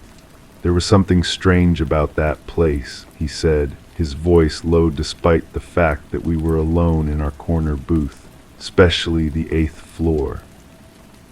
He told me about unusual electrical issues that only affected that floor, about guests who would request room changes without being able to articulate exactly why they felt uncomfortable. And then he mentioned the architect. Guy who designed the place, Richard Merritt, he had some funny ideas. Talk was that he believed in all sorts of mystical geometry, sacred spaces. Said he designed the hotel to harness certain energies. Marcus shook his head. Most of us just thought he was eccentric. Richard Merritt had died in 1993, but his daughter still lived in the area. It took some convincing, but eventually, Elaine Merritt agreed to speak with me. In her living room, surrounded by her father's drawings and models, she shared what she knew. Dad was fascinated with the idea of liminal spaces, thresholds between one state and another. He designed several buildings with what he called conditional rooms, spaces that existed under specific circumstances. She pulled out a journal, its leather cover cracked with age. He wrote about the Meridian here. I leaned forward as she read. Room 238 exists in a fold between perception and reality. It will manifest only when needed, only to those who must see what it contains. A chill ran through me as I thought about Sarah Calloway and the photographs of her childhood spread across that bed. What had the room been trying to show her? I never did find Sarah. Records indicated she had moved out of state shortly after the incident. The hotel still stands, still boasts exactly 237 rooms, and no one else has reported finding an extra door at the end of that 8th-floor hallway. Sometimes on nights when sleep eludes me and the shadows in my room seem to shift and deepen, I wonder about room 238. I wonder if it's still there, waiting behind a wall that appears solid to most observers.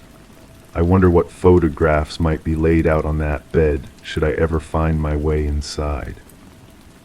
And I wonder, with a touch of unease that never quite leaves me, what it is that I need to see so badly that a room would bend reality just to show me.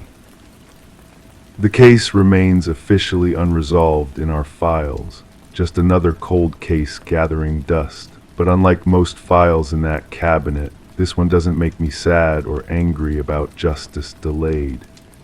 Instead, it fills me with a peculiar sense of anticipation, as if I'm standing in that hallway again, watching the wallpaper for signs of a seam that wasn't there before.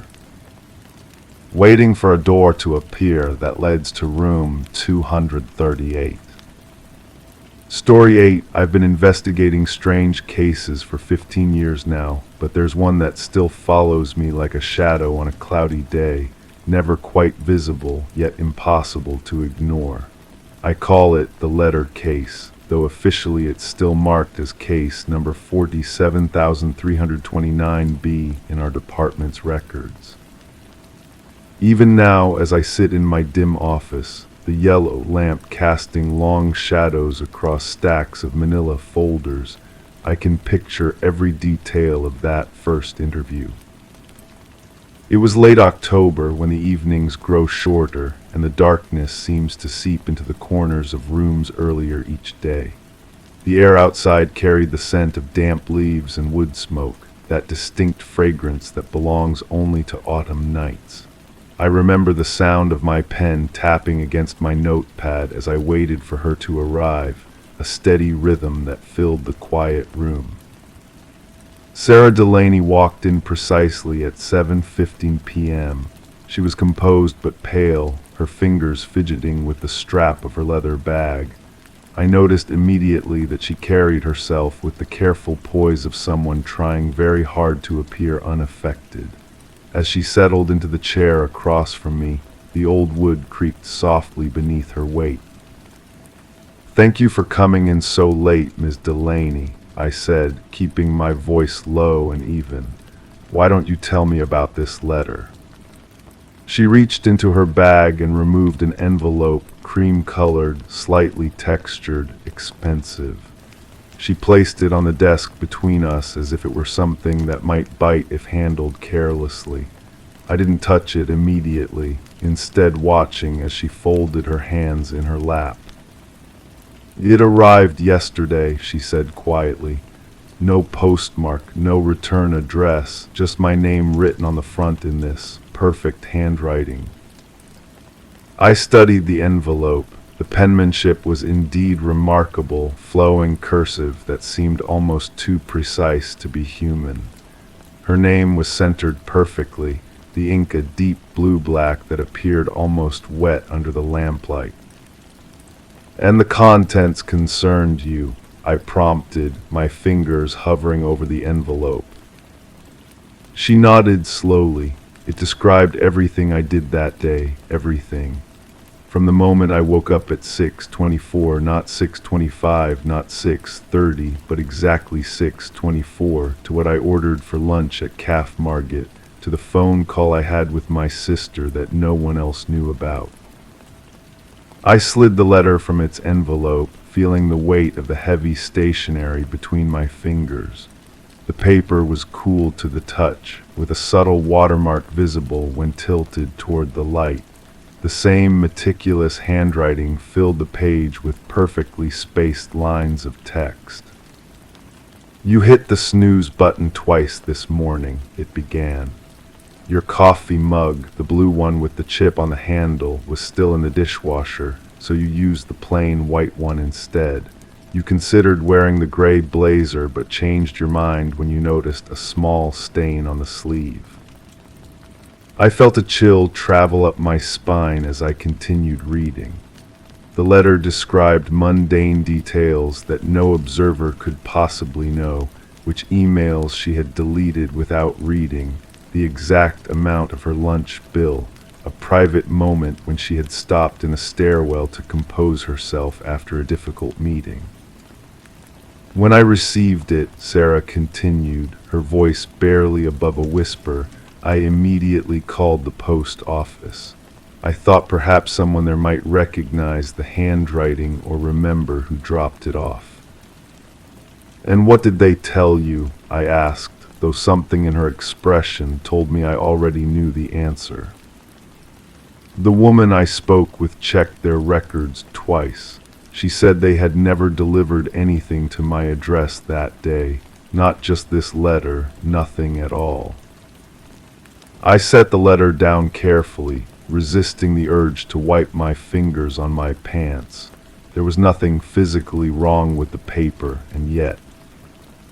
Ms. Delaney, do you have any idea who might have written this? Anyone who might be watching you? She shook her head slowly. I've thought about it constantly. I've gone through everyone I know, everyone I've angered, everyone who might have reason to intimidate me. But this isn't just about knowing where I went or what I did in public. Whoever wrote this knew what I was thinking. They knew I was contemplating calling in sick that morning. They knew I almost texted my ex but deleted the message before sending it.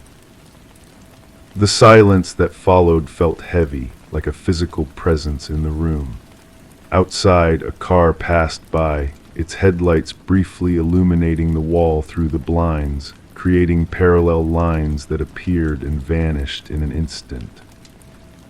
May I keep this for now? I asked, already sliding the letter into an evidence bag. She nodded. I never want to see it again. But that wasn't the end of it. 3 days later, as I was reviewing the case notes in my apartment, my phone rang. Sarah's voice on the other end was thin with panic. There's another one, she said without preamble. It came today. I drove to her apartment in the rain, windshield wipers creating a hypnotic rhythm as they pushed away the water. The streets were glossy black, reflecting the traffic lights in long, blurry streaks of color. Her building was one of those renovated older structures, brick exterior with modern security features added on like afterthoughts. She was waiting by the door when I arrived, her face taut with anxiety. On her kitchen counter lay another cream envelope, identical to the first. This one described everything she had done since our meeting, including private conversations she'd had on the phone, thoughts she'd written in her journal, and a nightmare that had woken her at 3:17 a.m. I haven't left my apartment except to go to work, she said, her arms wrapped tightly around herself. I've checked for cameras, I've looked for bugs, there's nothing. I examined her apartment carefully, every vent, every light fixture, every possible hiding spot for surveillance equipment. We found nothing. The strangest thing, she said as I was preparing to leave, is that I've started to feel like I'm being watched even when I know I'm alone, like there's a presence, not threatening exactly, just there, observing. Over the next 2 weeks, 4 more letters arrived. Each one was hand-delivered, though neither Sarah nor any of her neighbors ever saw who brought them. There were no fingerprints except Sarah's and mine, no DNA except for a few skin cells that matched Sarah's profile. The handwriting analysis was inconclusive, too perfect to match any known samples. The letters were becoming. Story 9, I remember the first face we found. It was a Tuesday afternoon in late October, when the light comes through windows at that perfect golden angle. illuminating dust particles that dance like miniature galaxies in the air.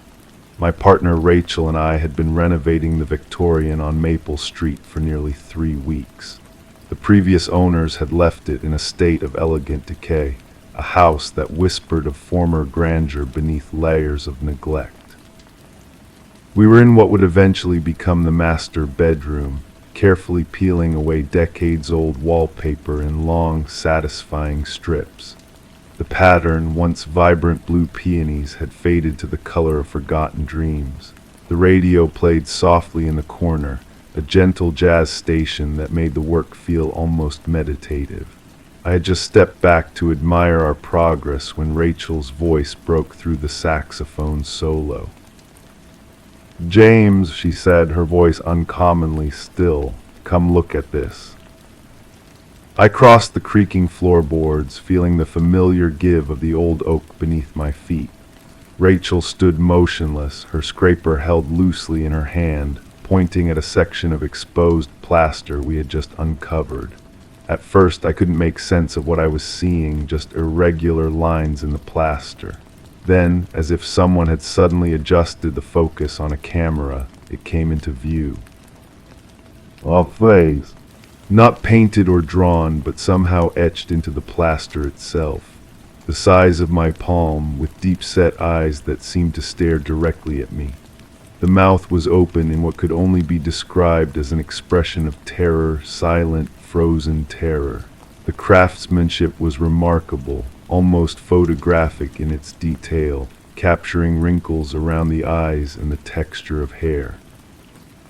"That's unusual," I said, trying to maintain a practical tone. Probably the previous owner's idea of art.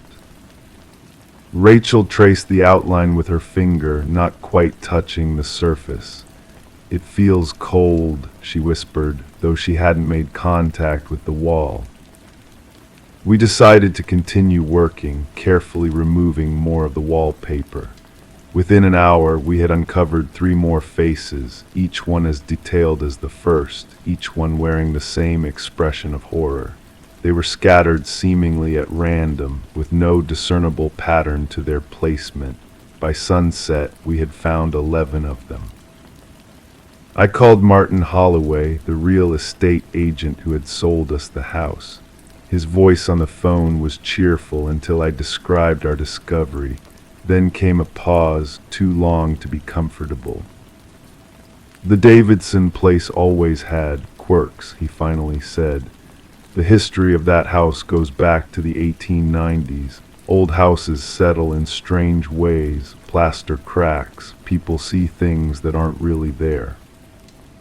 But these faces were undeniably there. I took photos and sent them to Martin. He didn't call back that evening.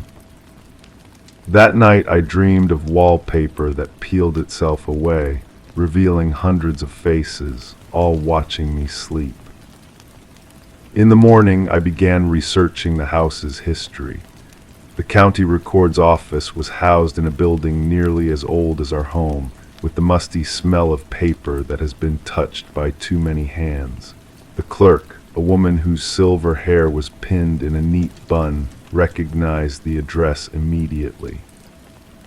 "The Davidson place," she said, her voice lowered slightly. "Interesting choice." She retrieved a thin file, placing it on the counter between us. I learned that the house had been built in 1893 by Thomas Davidson, a somewhat successful merchant with a reputation for eccentricity. The house had passed through several owners since, never staying in one family for more than a decade, unusual for our small town, where properties often remained in families for generations. There was a gap in the records from 1951 to 1963. When I asked about it, the clerk shrugged. "Fire in '78 destroyed some of our archives. Not much we can do about that." I was about to leave when she called me back. "There is something else," she said, pulling a newspaper clipping from a drawer beneath the counter. "Not official record, but might interest you." The yellowed paper contained a small article from 1947. The headline read, "Local Artist Disappears, Bizarre Sculptures Found." The story detailed how Anthony Marsh, a sculptor known for his realistic portraiture, had vanished from his rented room at 42 Maple Street, our house. Police investigating his disappearance found dozens of small plaster faces hidden throughout his room, described as disturbingly lifelike. The article ended by noting that Marsh was never found. When I returned home, Rachel was in the bedroom, staring at the wall. She didn't turn when I entered. "There's a new one," she said quietly. I followed her gaze to a section of wall we had completely cleared yesterday. There, emerging from the plaster as if it had always been there, was a new face. The detail was impeccable: high cheekbones, a slightly crooked nose, thin lips pressed together in fear. It was Rachel's face. "That's not possible," I whispered, though I was looking directly at the impossible. We called a contractor that afternoon. Dave Simmons had been in construction for 30 years and had restored half the historic homes in town. He examined the faces with professional detachment, running calloused fingers over the surfaces. "Never seen anything like it," he admitted. "This isn't carved, it's like the plaster formed this way." He knocked on different parts of the wall, listening carefully. "There's a void behind this section," he said. "Not unusual in these old places. Could be an old chimney shaft or a sealed-off closet." Dave brought in a small camera on a flexible cable, making a tiny hole in the wall to insert it. On his tablet screen, we watched as the camera revealed a narrow, vertical space. The beam of the camera's light showed more faces, dozens of them, covering every inch of the hidden chamber's interior walls. The police arrived an hour later. Detective Harmon was a solid presence in the room, her notebook always open, her questions precise and methodical. She had the camera footage replayed 3 times, her expression never changing. "We'll need to open this wall," she finally said. "Mr. Simmons, if you wouldn't mind assisting." As Dave carefully cut into the plaster, the air in the room grew noticeably colder. With each piece removed, more faces were revealed, some weathered with age, others looking freshly formed. When the opening was large enough, Detective Harmon shone her flashlight into the space.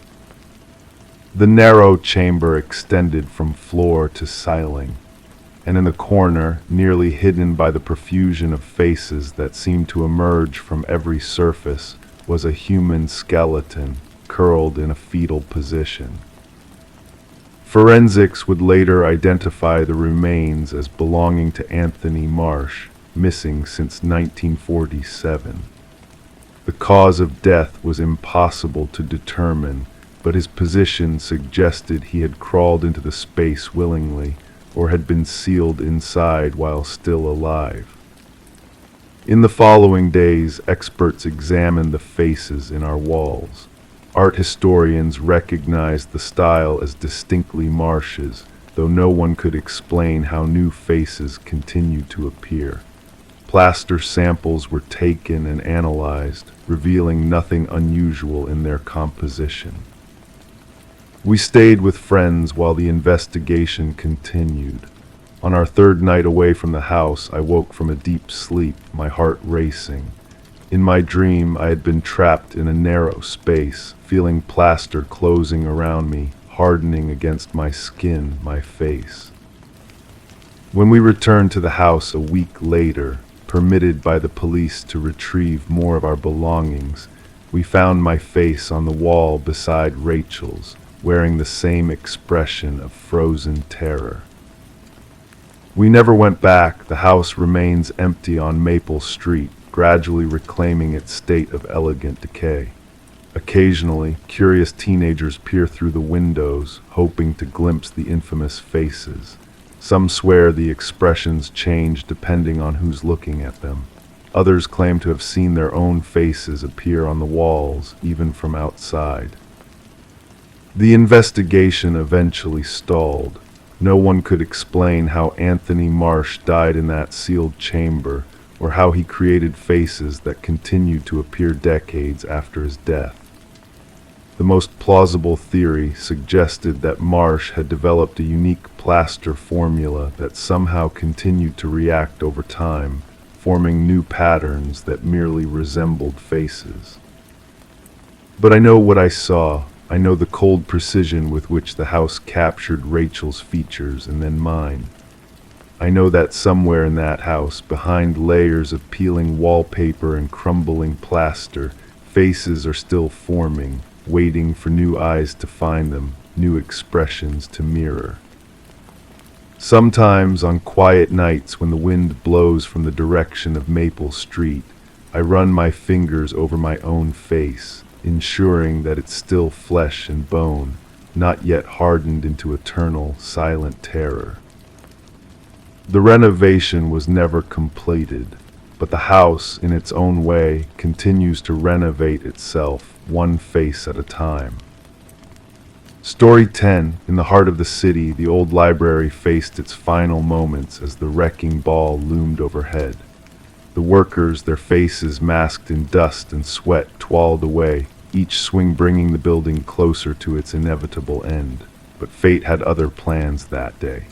As the workers dismantled the bookshelves, one of them, a man with weathered hands and a curious spirit, stumbled upon a hidden latch concealed within the wood. With a gentle push, the latch gave way, and the bookshelf creaked open to reveal a secret passage, a doorway to the unknown. The worker's heart quickened as he stepped inside, the air thick with the weight of time, untouched for decades. There was no sound except for the whisper of his own breath echoing off the walls of the hidden room. No furniture adorned the space, save for a solitary chair in the center, its legs bolted firmly to the floor as if rooted in place by some unseen force. And etched into the wall, haunting in its repetition, were the words, "I am still here." The worker's hands trembled as he backed out, his mind racing with questions that had no answers. He knew then that this discovery would change everything. The construction foreman, a no-nonsense man with a weathered face and eyes that had seen too much, radioed for the police.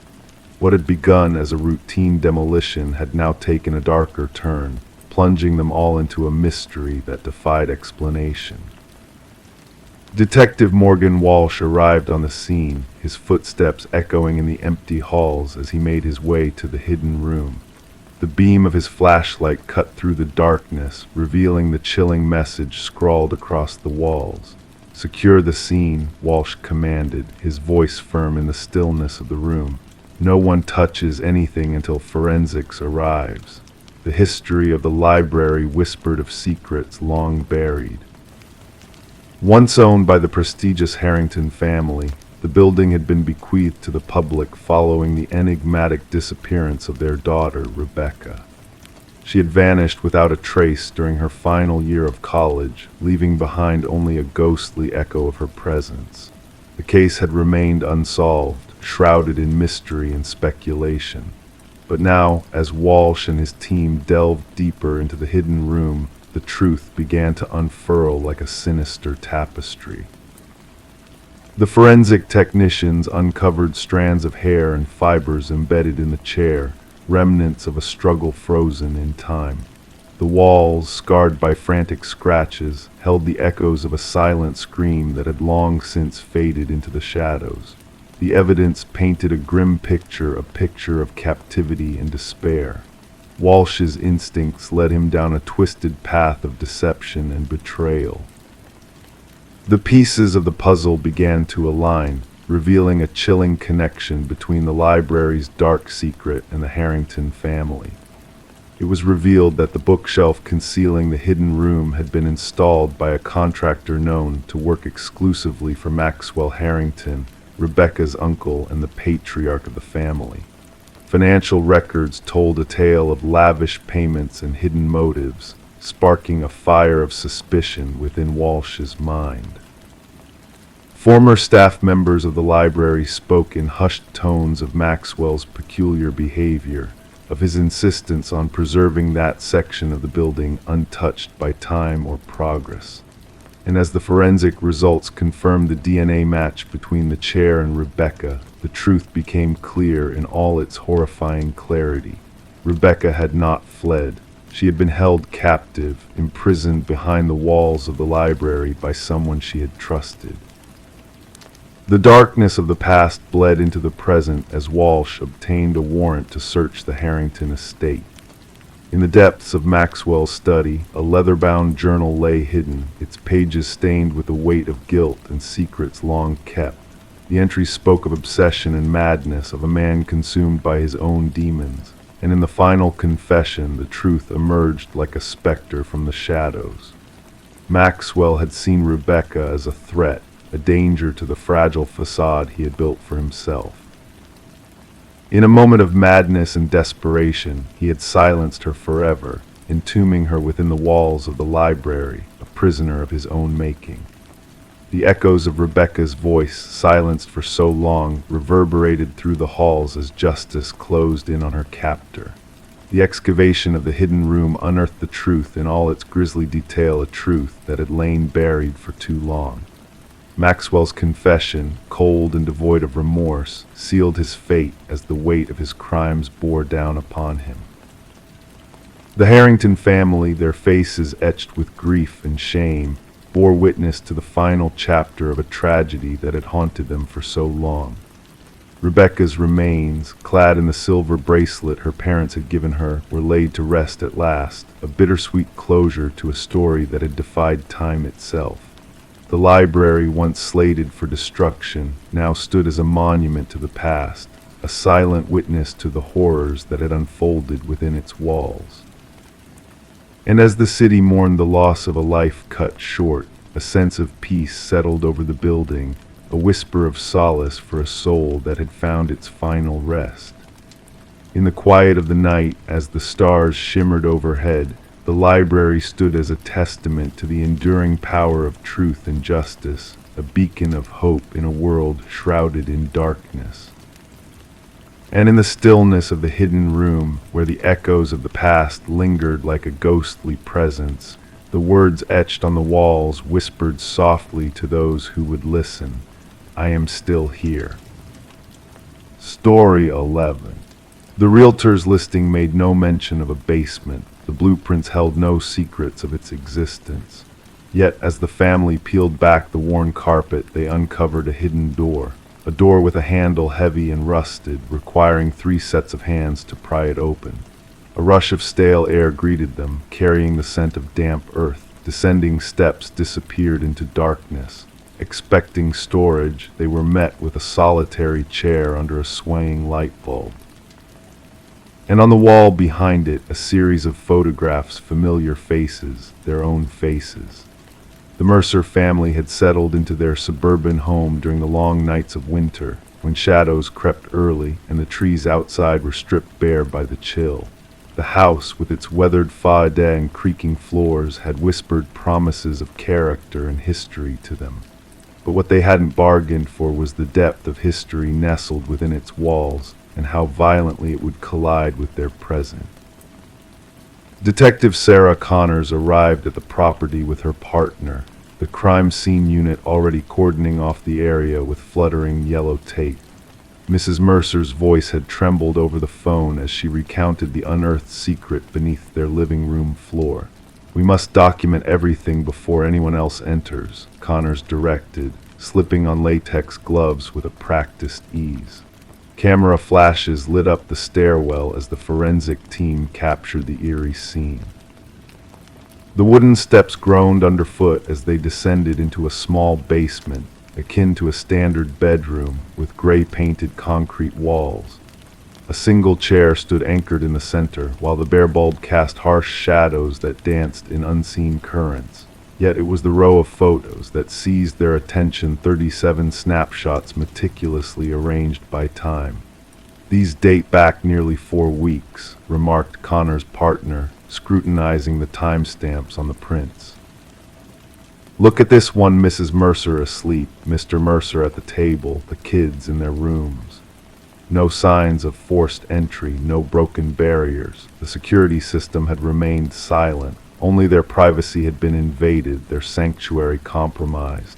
Forensics uncovered numerous fingerprints, most belonging to past owners of the house. A history of short stays, each family departing within a year at dwindling prices. None had ever mentioned a hidden basement. "We must interview every previous owner," ordered Connors, flipping through her notes. As they delved into the past, the case grew more disconcerting. Property records marred by alterations, permits forged and rescinded, inspection reports shrouded in secrecy. The breakthrough arrived during a conversation with the contractor who had renovated the home 7 years prior. His pallor drained upon seeing the basement photos. "That room isn't real," he insisted, hands quivering. "I gutted that place to the bones. No basement, no door, just dirt and concrete beneath the living room." Data extracted from a hidden memory card unraveled hundreds more images, not just of the Mercers, but of former occupants. Children slumbering, parents quarreling, mundane moments frozen in time. The investigation plunged to darker depths with the recovery of audio files from a concealed box in the basement. Conversations in bedrooms, kitchens, living rooms captured with eerie clarity, though no hidden microphones were found. "We must peel back every surface," Connors urged, her tone taut with urgency. "Check air vents, light fixtures, outlets. The voyeur has been watching for years." Behind the photo wall, a narrow passage led to a monitoring station, a desk, a chair, a laptop linked to wireless cameras, and a journal filled with meticulous observations on each family. Their lives, routines, vulnerabilities meticulously chronicled. The script matched that of the home's original builder, Edward Kelvin, who had mysteriously vanished during construction, leaving no public trace. The journal's final entries grew frantic, obsessing over unseen observations and whispered fears. "The next family arrives tomorrow," the last page ominously declared. Fingerprint analysis confirmed the chilling truth: Kelvin had never left the house. He had morphed into its hidden recesses, a phantom witness to the family's lives. The manhunt spanned 3 days, culminating in Kelvin's discovery curled within a crawl space, his frame lean and agile, crafted for navigating the covert passages he had devised. His eyes blinked against the probing lights, his mindset ensconced within the architectural maze of his creation. Kelvin spoke of the families as actors in his private drama, watched with the detachment of a curious scientist. He had observed, documented, but never intervened. "They welcomed me," he murmured to investigators, his voice soft, rational. "They signed the contract, they became mine." Psychological evaluations painted Kelvin as delusional, a guardian of the house in his mind, not an intruder. Families fled, leaving behind belongings, fleeing the violation. The trial unveiled the extent of Kelvin's surveillance network: hidden chambers, built-in observation points, a house fashioned as a voyeuristic instrument from its inception. Unmoved by the verdict, Kelvin retreated into his mental citadel, where the house's ghostly echoes lingered. The property crumbled, its secrets buried beneath fresh soil. Yet, for those who dwelt within its walls, the specter endured. They were haunted not by what had been taken, but by what had lurked unseen, watching, listening, recording their intimate moments from behind trusted walls. In quiet moments, they glanced at vents, fixtures, corners, pondering if solitude was truly theirs, or if they had never been alone. Story 12. The wooden plank shifted beneath her weight, revealing a hidden secret beneath her feet. Intrigued by the unexpected discovery, she knelt down and traced the edges of the loose board, sensing a concealed space waiting to be unveiled. With cautious determination, she lifted the boards, exposing a dark, narrow cavity beneath the house. Dust and cobwebs greeted her at first, but as her vision adjusted to the dimness, shapes began to emerge from the shadows. A mattress, a chair, and in the corner, a weathered notebook filled with her name, written repeatedly as if in a trance. Detective Morgan Reed observed silently as Sarah Coleman peered into the darkness below, her eyes betraying a fear that transcended mere surprise. It was a violation of sanctuary, an intrusion of malevolence into what should have been a fresh start. "Do not disturb anything," Detective Reed advised, her voice steady yet commanding. She flicked on her flashlight, casting light upon a hidden world that had long eluded Sarah's awareness. The walls adorned with surveillance photographs, capturing her every move walking to her car, entering buildings, conversing with friends. A shrine of obsession meticulously crafted right beneath her unsuspecting feet. Sarah had purchased the quaint cottage from the estate of Walter Green, an elderly recluse who had passed away with no known kin. The property, vacant for months before Sarah's arrival, had been described as charming and in need of minor updates. No mention of the hidden chamber had been made during inspections or in the sale process. "I never met him, the previous owner," Sarah murmured. "The neighbors said he kept to himself. I was told that the basement was sealed off long ago." That's what the inspection report claimed. As crime scene investigators arrived, their tools reverberating against the wooden floors, they meticulously documented the eerie chamber, extracting the mattress, chair, and notebook for further analysis. Forensic experts uncovered a multitude of fingerprints belonging solely to Walter Green, painting a picture of his clandestine obsession. What unsettled investigators most was the revelation of Walter's meticulous surveillance spanning over 3 years, unbeknownst to Sarah. He had shadowed her every step, blending into the backdrop of her life, while she remained oblivious to his voyeuristic gaze. The level of fixation displayed here is concerning, the department psychologist remarked during a briefing. This escalates beyond mere infatuation into calculated intent. The hidden room suggests a disturbing level of preparation.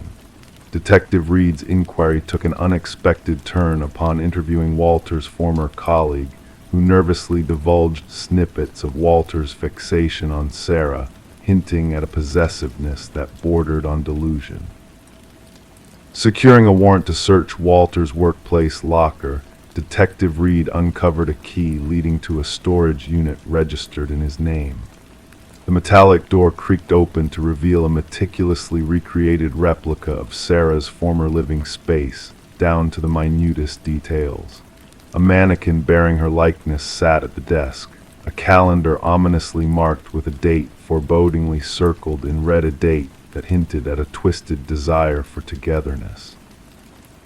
Walter's troubled past, marked by a history of delusional fixation, shed light on his descent into obsession once triggered by his encounter with Sarah. Despite his demise, his dark legacy lingered, casting a pall over Sarah's sense of security. The house she had once seen as a refuge now bore the stain of Walter's twisted fantasy. Ultimately, Sarah chose to part ways with the house, haunted by the specter of what could have been had she not unearthed the hidden chamber. As she stood in the living room for the last time, she pondered the chilling reality of how close she had come to a fate she could never have imagined. The case, closed with Walter's passing, left a lingering unease in its wake, a reminder of the unseen perils that lurk beneath the surface of seemingly ordinary lives. Sarah sought solace in a fresh start, distant from the shadows of her past. Detective Reed, an ever-watchful guardian, silently acknowledged the fragile line that separated Sarah from a fate that could have been her own. The cottage found new owners unaware of its dark history, the hidden room now sealed off, its secrets buried with Walter Green. Life carried on, but for those privy to the truth, The tale of the room beneath the floor whispered of dangers unseen, of monsters who remain elusive, and of victims who narrowly evade their tragic destinies. Story 13. The aged apartment held its secrets, pipes groaning, floorboards creaking in the dimness. But the new inhabitant sensed a difference in the sounds that reached her ears. The footsteps above were too precise, too deliberate, echoing slowly down to her top-floor dwelling. One night, a surge of bravery coursed through her, urging her to tap the ceiling with a broomstick. The noise ceased. A heavy hush settled in the air. Then a single rap reverberated, emerging from within the ceiling itself.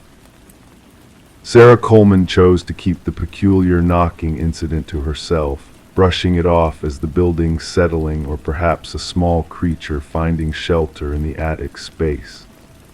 Despite the persistent nightly footsteps that mapped out unseen paths across her ceiling in the darkness, she adjusted her routines, cranking up the volume of her television, donning headphones at night, anything to muffle the methodical footfalls overhead. Detective Morris was drawn into the enigma of the apartment when a maintenance worker stumbled upon a concealed crawlspace during routine repairs.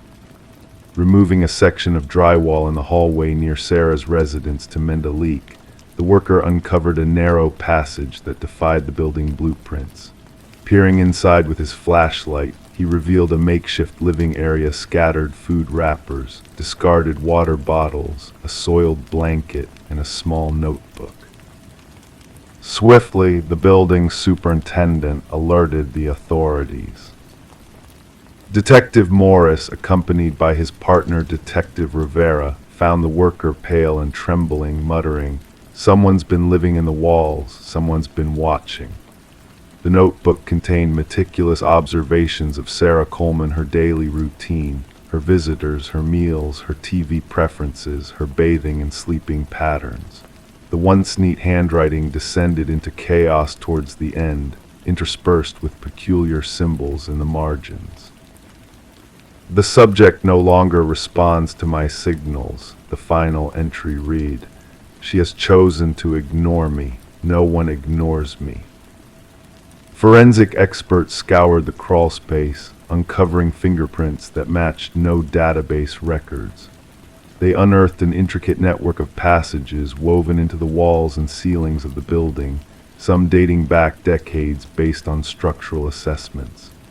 These passageways linked to 5 different apartments, terminating in observation points, subtle openings disguised as fixtures or minor damage solely in Sarah Coleman's abode.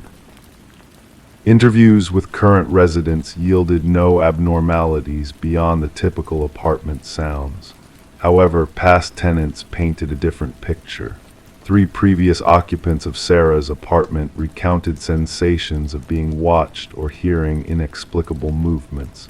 One had hastily vacated after a mere fortnight. None had voiced their experiences, fearing ridicule for their perceived paranoia. A breakthrough emerged when forensics detected minuscule blood spatters in one of the crawl spaces. DNA analysis tied the traces to Martin Weaver, a former resident who had vanished mysteriously 4 years prior. His disappearance had gone cold after his family reported him missing. Martin had occupied the apartment directly beneath Sarah's. Revisiting Martin's case, Detective Morris learned that Martin had raised complaints about noises from the apartment above his own. He had confronted the occupant residing there, Edward, a reclusive individual. Shortly thereafter, Martin vanished, and Edward swiftly relocated without leaving a forwarding address. Delving into Edward's rental history, investigators discerned a pattern. He had resided in 6 different apartment complexes over 2 decades, consistently opting for top-floor units, maintaining minimal interactions, and departing without notice. A neighbor from Edward's 3rd residence recollected him as intense, often venting about the necessity for silence. Property records unveiled Edward's purchase of remote rural land. Upon investigating the site, a cabin emerged, adorned with photos and notes adorning the walls, images of residents from various apartments, including Sarah Coleman and Martin Weaver, diagrams of ventilation systems and building weaknesses, detailed journals chronicling observations of the specimens and preserving the environment.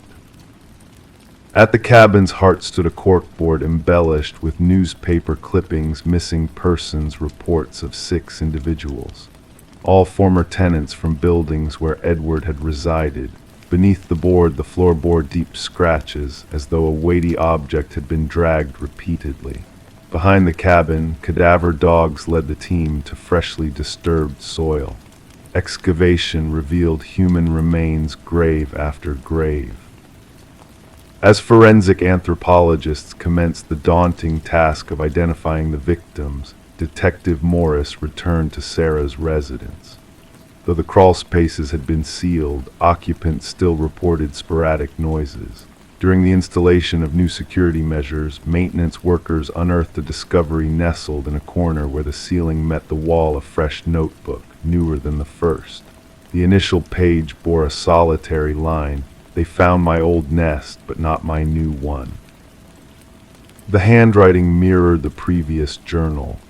The final page exhibited a rudimentary sketch of Sarah's apartment layout, with a crimson-marked passage and a date set for that night. Officers hastened to evacuate Sarah, only to discover her dwelling deserted. Her phone lay abandoned on the kitchen counter. The television murmured softly. The shower hissed with water. Within the bathroom, the mirror fogged with steam, unveiling a message etched by a finger: "Look up." The ceiling panel above the shower had been removed. The hunt for Edward, now identified as Edward Mercer, a former construction worker specializing in renovations, persisted. His insight into building structures had facilitated the covert establishment of his network of observation posts and passages. Thermal scans of Sarah's building yielded no signs of ongoing habitation within the walls. Sarah Coleman remained missing, her case intertwined with similar disappearances across multiple states. Authorities cautioned apartment managers about unauthorized alterations in concealed spaces. Amidst the haunting images of the graves, journals, and unsuspecting residents' photographs, Detective Morris found himself fixated on a singular thought: Sarah, bearing witness night after night to those enigmatic footsteps overhead in an apartment devoid of an upper-level inhabitant. The footsteps that ceased when she knocked, and then returned the knock. In moments of solitude within his own dwelling, Detective Morris occasionally gazes upward at his ceiling, listening intently, waiting, pondering who else might be listening too. Story 14. Renovations always have a way of unraveling the past, revealing forgotten relics and hidden truths. When Sarah and Michael decided to revamp their new Victorian-era home, they expected to find old newspapers and dusty trinkets, not a cryptic letter tucked beneath the floorboards. The paper, fragile and aged, bore a haunting message: "Don't trust the one who knocked." Before they could make sense of it, 3 sharp knocks reverberated through the silent house, sending shivers down their spines. Intrigued and unnerved, they called upon Detective Alina Reed, a seasoned investigator with a keen eye for the enigmatic. With the floorboards pried open, the unsettling note was retrieved, its secrets begging to be unraveled. Sarah and Michael, innocent and bewildered, recounted the chilling sound that accompanied the mysterious message. Reed, with her weathered hands and piercing gaze, delved into the murky history of the house. Previously owned by the reclusive Hargrove family, the property held within its walls a tale of secrets and shadows. As Reed pieced together the puzzle, a narrative of fear and betrayal emerged.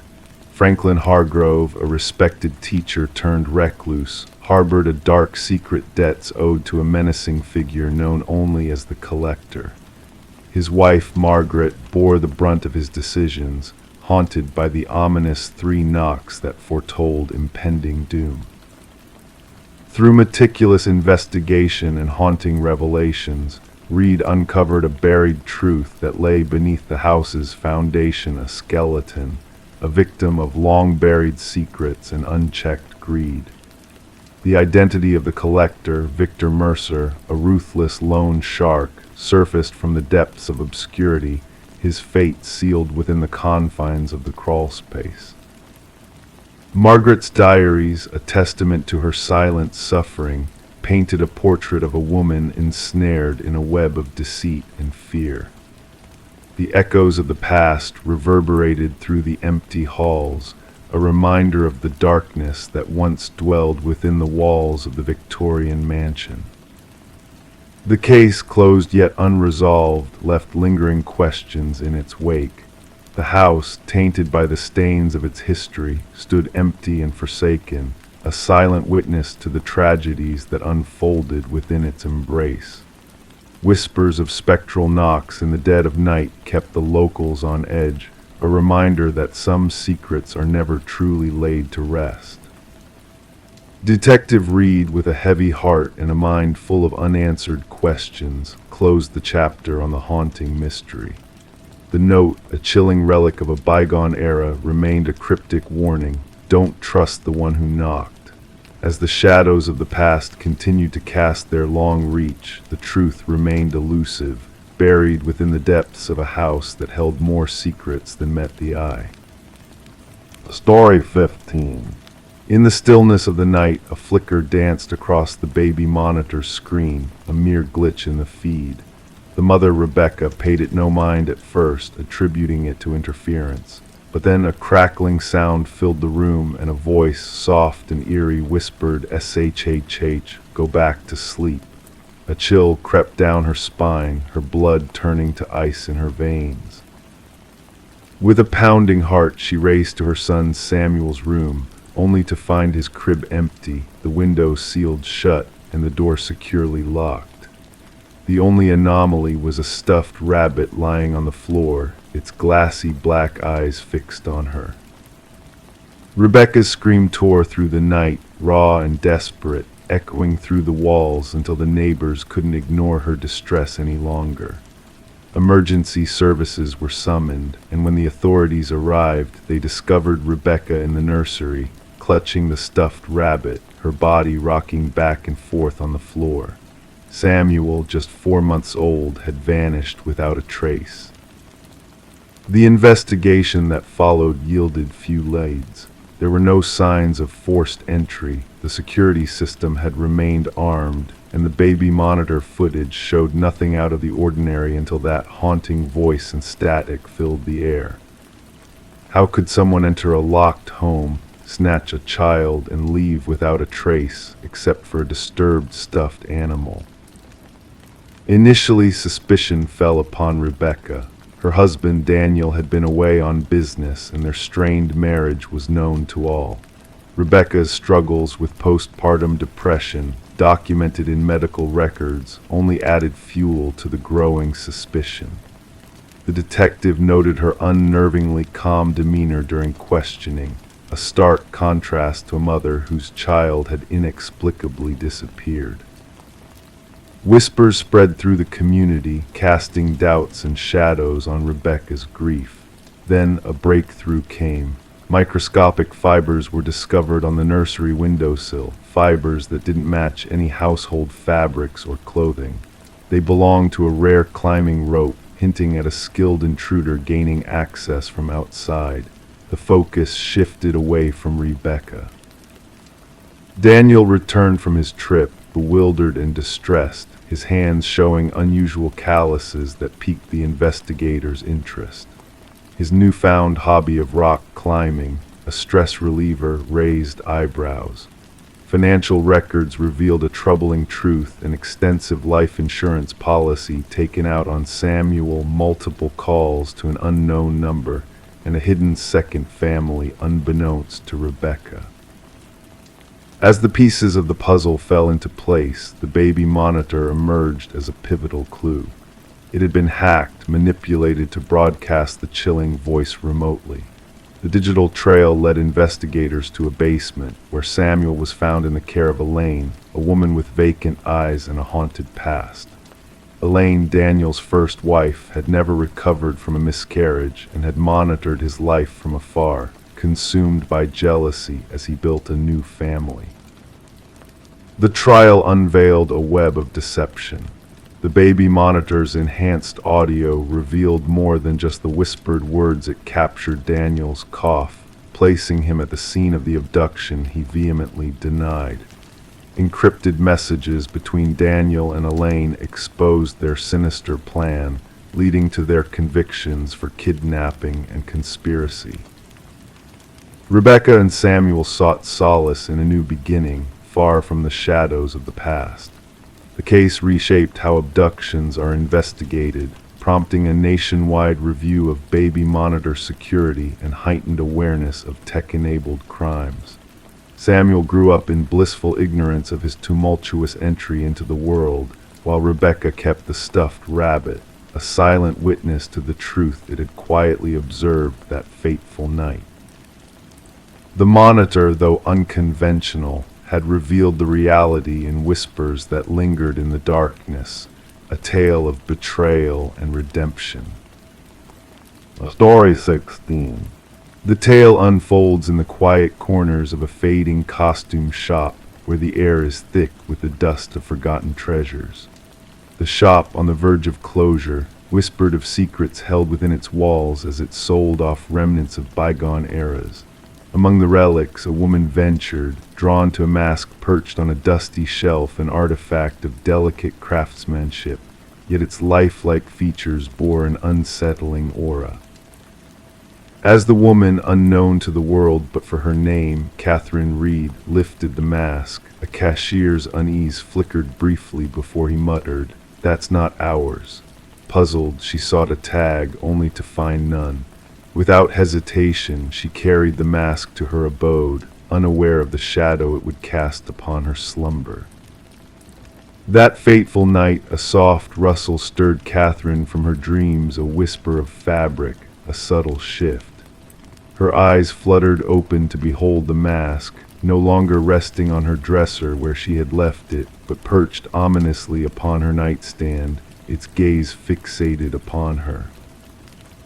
Morning light spilled into Catherine's home, casting long shadows across the wooden floor as her neighbor, bearing a borrowed book, stumbled upon a scene that would linger in the depths of his memory.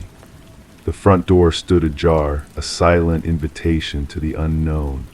Within, Catherine lay motionless, the mask vanished into the shroud of mystery. Detective Morgan arrived, a figure cloaked in shadows of her own, as forensics meticulously documented the scene. Shutters clicked rhythmically in the background, a haunting melody to accompany the hushed whispers of the investigators. No signs of forced entry, whispered tales of silent intruders, unnoticed by all but the shadows that danced along the walls. A single drawer ajar, a water glass stained with lipstick residue, mundane details painted a portrait of the ordinary, save for the woman who now lay in eternal repose. The medical examiner, face etched with solemnity, declared the cause of death a riddle: no visible wounds, no signs of struggle, only a visage frozen in terror. Catherine, a connoisseur of art, had lived a life steeped in the pursuit of authenticity, her discerning eye a beacon in a sea of imitations. Colleagues spoke of her talents, her ability to discern falsehoods with a single glance. Yet, had her keen eye led her to a truth too dark to fathom? Security footage from the forsaken costume shop whispered of enigmatic origins. The cashier's confusion, the owner's denial, all veiled in a cloak of mystery. The detective's footsteps echoed through the empty store, unraveling threads of a tapestry woven in shadows and whispers. A breakthrough emerged as forensics unearthed microscopic fibers clinging to Catherine's fingertips, a silent testament to a struggle unseen. The fibers, a blend of human hair and an unidentified organic substance, hinted at a sinister presence lurking in the shadows. Records of similar deaths unfurled a tapestry of tragedy stretching back through the annals of time. Each victim, each mask, a piece in a puzzle unsolved, a mystery shrouded in the veil of the unknown. A retired detective, a guardian of forgotten truths, shared revelations of ancient symbols hidden within the masks, a gateway to a realm beyond mortal comprehension. Catherine's journal, a beacon in the darkness, illuminated a path fraught with peril and whispering shadows. The detective pieced together fragments of a puzzle long neglected, the fibers, the journal, the masks, all threads in a tapestry woven by a malevolent hand. The cause of death, a mere heartbeat extinguished by unbridled fear. What specter could wield such power? Surveillance footage, a silent witness, unveiled a figure cloaked in shadows. A mimicry of Catherine's form, a macabre dance of life and death, of masks worn and souls consumed. The missing mask, a phantom in the night, vanished into the tapestry of time, only to resurface in a distant vintage shop, its hunger unsated, its purpose unfulfilled. The detective, keeper of Catherine's legacy, harbored the journal as a shield against the encroaching darkness. In the stillness of night, she too felt the watchful gaze, the whispers of forgotten souls echoing in the silence. The mask, a harbinger of shadows, awaited its next victim, its hunger eternal, its eyeless visage a mirror to the abyss.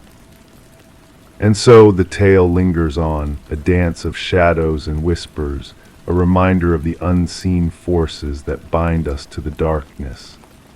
The mask waits, patient and hungry, for the cycle to begin anew, for another soul to be swallowed by its insatiable hunger. Story 17. In a quiet corner of the city, there stood a cozy coffee shop that had become a sanctuary for a man known only as John Doe. His presence was as constant as the morning sun, his routine unchanging like the ebb and flow of the tide. Each day he would enter the shop, order his usual black coffee with no sugar, and retreat to his familiar corner table, hidden by a lush plant. The barista recognized his face, but his identity remained a mystery to all. No one knew his name, no one knew where he came from or where he went. And then, one fateful day, John Doe failed to make his customary appearance. Concerned, the barista alerted the authorities, leading to a puzzling discovery. When the police inspected John's usual seat, they found a solitary wallet left behind. Inside was a driver's license bearing a photo of a man with no name, no address, just an empty space where his identity should have been. The security footage from the coffee shop revealed a baffling truth. John had entered, he had sat down, but he had never departed. Detective Sarah Mercer delved into the enigmatic case, her fingertips tracing the cold metal table as she scrutinized the perplexing footage. John Doe, a man of unremarkable appearance, had simply vanished into thin air. The more Mercer delved into the mystery, the more elusive it became. The wallet left behind held no clues, only blank spaces where personal details should have been.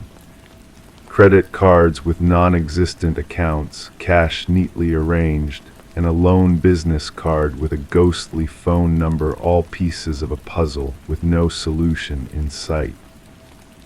As Mercer explored further, she uncovered a notebook filled with cryptic symbols and drawings of unfamiliar buildings. The notebook, along with the abandoned wallet, hinted at a world beyond comprehension, a reality veiled in enigma and intrigue. The investigation led Mercer to a peculiar antique mirror hanging in the coffee shop, its ornate frame etched with cryptic symbols reminiscent of those in John's notebook. The mirror concealed a hidden compartment containing identical wallets and a journal chronicling experiments in temporal displacement and identity transference. The final entry in the journal forewarned of impending closure, hinting at a conclusion to an experiment shrouded in secrecy. Strange occurrences began to unfold around the coffee shop, with witnesses reporting eerie reflections and phantom sightings of John Doe. An elderly physicist named Margaret Keller shed light on John Doe's true identity, Daniel Weston, a brilliant scientist who had delved into the realms of parallel realities and quantum mirrors. Weston's disappearance was linked to the experimental project he had pursued, a project that blurred the boundaries between worlds. As Mercer pieced together the fragments of Weston's enigmatic existence, she stumbled upon a revelation that defied all logic. Security footage captured the spectral image of Weston observing himself in the mirror, a haunting reflection of a man caught between dimensions.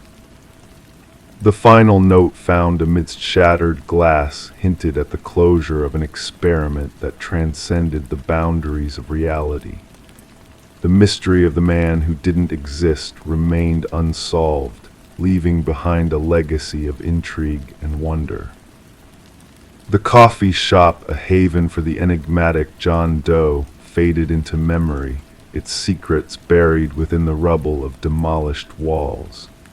Daniel Weston's fate remained a mystery, his legacy lingering in the whispers of a world beyond our own. And Detective Mercer, haunted by the specter of a man lost in time, found solace in the pages of a notebook mirroring Weston's own.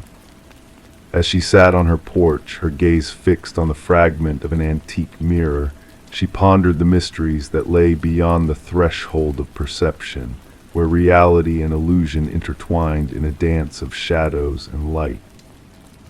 Story 18. The old apartment exuded a sense of history, its walls holding secrets whispered by time.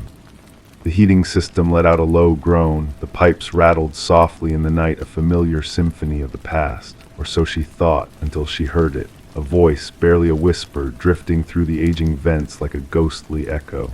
It wasn't the usual sounds of neighbors or the building settling. It was a voice calling out to her, calling her name in the darkness of the night. Intrigued and unsettled, she leaned in closer, her heart quickening its pace. A cool breath brushed past her cheek, carrying with it a soft, almost playful declaration, "I know you can hear me." Detective Morgan Shaw stood in the silent apartment, a lone figure amidst the memories left behind. Her gaze lingered on the rusted vent cover, a portal to the mysteries that unfolded within. The forensic team moved with purpose around her, capturing each detail with flashes of light. The missing woman, Elena Reeves, had vanished without a trace until the scent of decay drew attention to her absence. What they discovered inside the ventilation system defied logic and reason. Reports of voices through the vents, Officer Patel recited from his notes, the words hanging in the air like a haunting melody.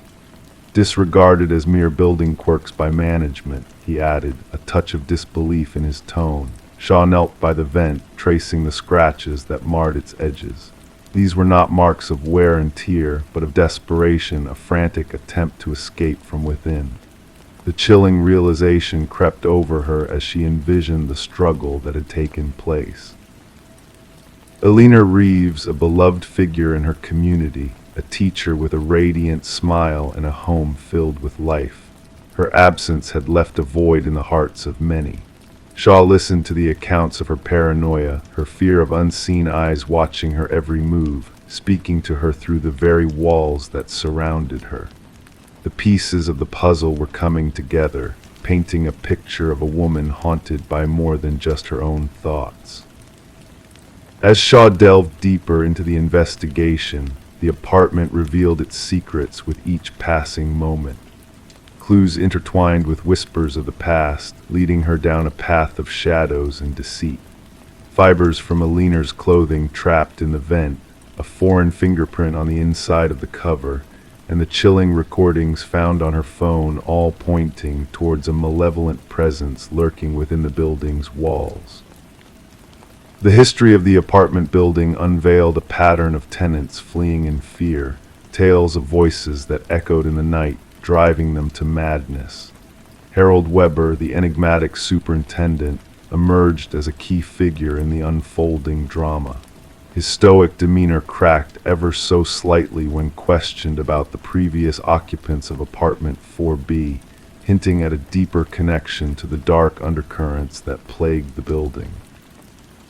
The investigation took a sinister turn as a hidden passage was uncovered, a passage that led to a realm hidden from sight, a realm where someone had dwelled in secrecy, observing, listening, and waiting. Shaw's instincts led her to Weber's door, behind which lay a meticulously kept facade concealing a disturbing truth.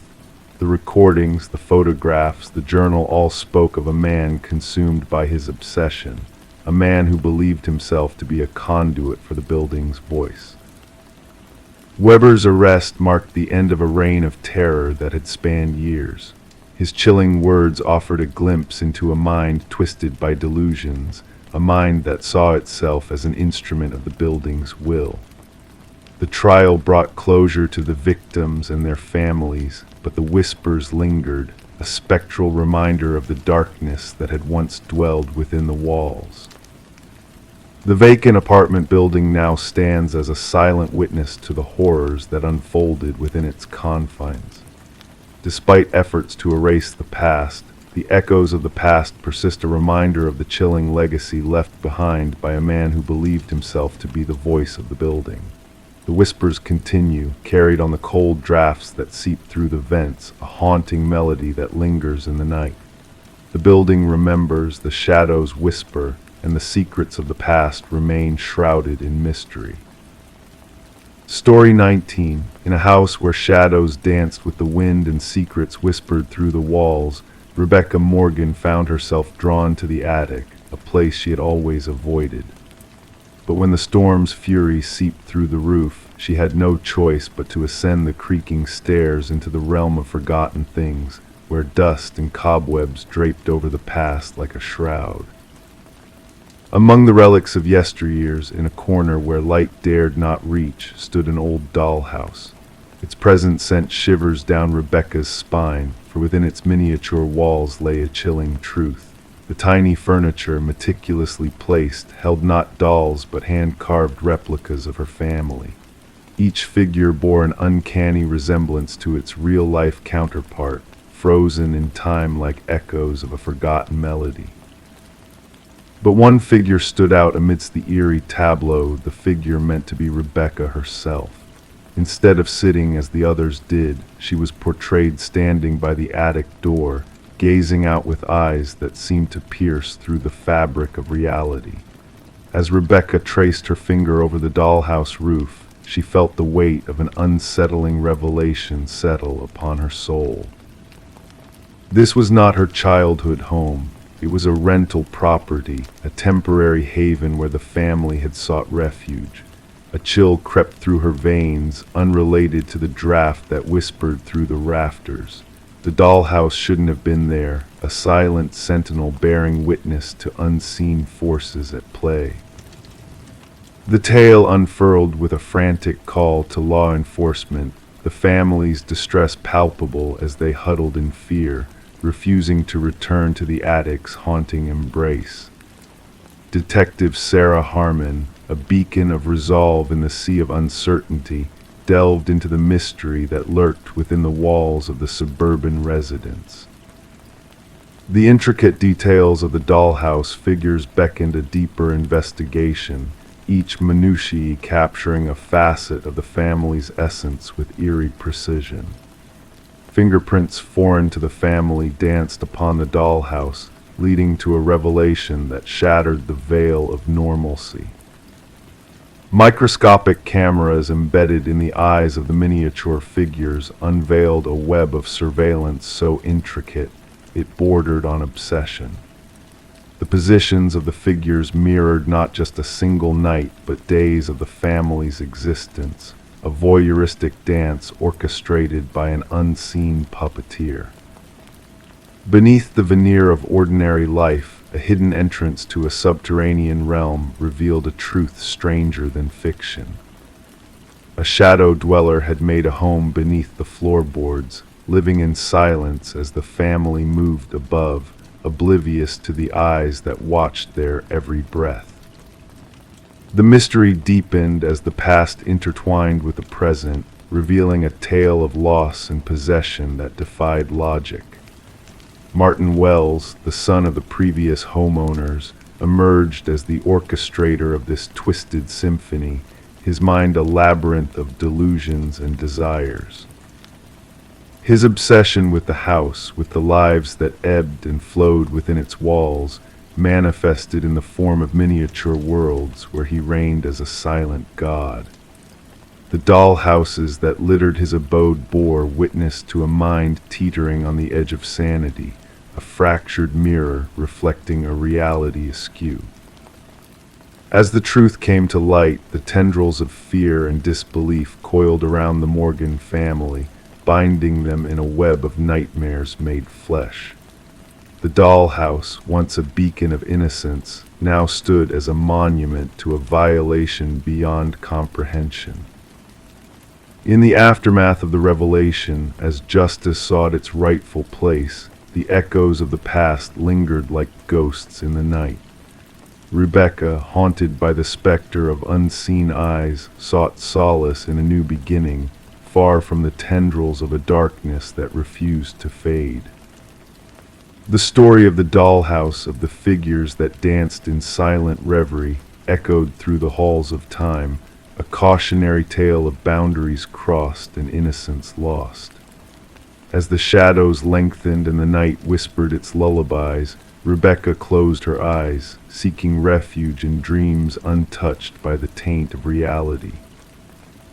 In the quiet of the night, where secrets slumbered and mysteries whispered, the dollhouse remained a silent sentinel, a reminder of a past best left undisturbed. And as the world drifted into slumber, the tale of the dollhouse faded into the realm of forgotten things, where only the echoes of memory lingered on. Story 20. The aged box lay hidden beneath layers of clutter in the attic, a forgotten treasure trove left behind by the previous inhabitants of the house. Among the faded Polaroids of joyous occasions and family gatherings, one photo stood out. In the familiar living room setting, a family unknown to Rebecca smiled at the camera, oblivious to the sinister figure lurking in the shadows behind them. A chill ran down Rebecca's spine as she studied the mysterious image, her fingers trembling as she grasped the Polaroid. Descending the creaking wooden stairs, the once spacious house now felt oppressive to Rebecca. Placing the photograph under the harsh kitchen light, she couldn't ignore the uncanny resemblance between her home and the strangers captured in the picture. Seeking answers, Detective Morgan arrived, his weathered jacket hinting at years of experience in solving mysteries. With a keen eye, he examined the photo, probing into the history of the house's former occupants. Through diligent investigation, a pattern emerged. Families had come and gone from the house, vanishing without a trace after precisely 1 year of residence. The enigmatic Sutherland family, captured in the haunting photograph, had left no clues to their sudden disappearance. Forensic analysis of the photo revealed the presence of a tall, shadowy figure in the hallway, a figure that seemed to belong there, watching with intent focus. Delving deeper into the house's history, Detective Morgan uncovered the enigmatic past of the architect, Samuel Whitfield, who had vanished under mysterious circumstances. The basement, shrouded in secrets, concealed the preserved remains of the missing families, each frozen in time with a camera by their side. The attic revealed a hidden crawlspace with unsettling evidence of surveillance and sinister intent. As Rebecca sought refuge in a hotel under police protection, the unsettling mystery took a chilling turn. A late-night call, the mechanical click of a camera, and the emergence of a new photograph hinted at a malevolent presence still at large. The investigation into the house's dark past continued, with the elusive figure of Samuel Whitfield remaining an enigma. The once grand house now stood abandoned, its walls holding the secrets of those who had vanished within its confines. The legacy of Samuel Whitfield loomed large, with some believing he had met his end long ago, while others feared his continued existence in the shadows. As new families move into new homes, the specter of a watcher in the darkness persists, a reminder that some mysteries are best left undisturbed. And those who seek the truth may find themselves ensnared in a web of darkness, watched by unseen eyes. Story 21. The old Polaroid held secrets within its faded hues, capturing a birthday celebration from long ago. Faces frozen in smiles, candles dancing with flickering light, seemingly ordinary snapshots of joy. Yet as the daughter sifted through the box of forgotten memories, she noticed something unsettling.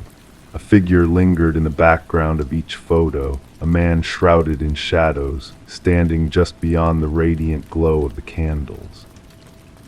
He was not a familiar face, not a part of the cherished family gatherings, and yet, with each passing photo, he drew nearer. Sarah Winters stumbled upon the collection while sorting through her mother's attic after the funeral.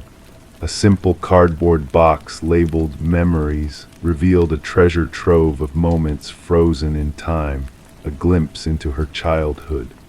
What should have been a comforting discovery soon turned into the unraveling of a chilling mystery.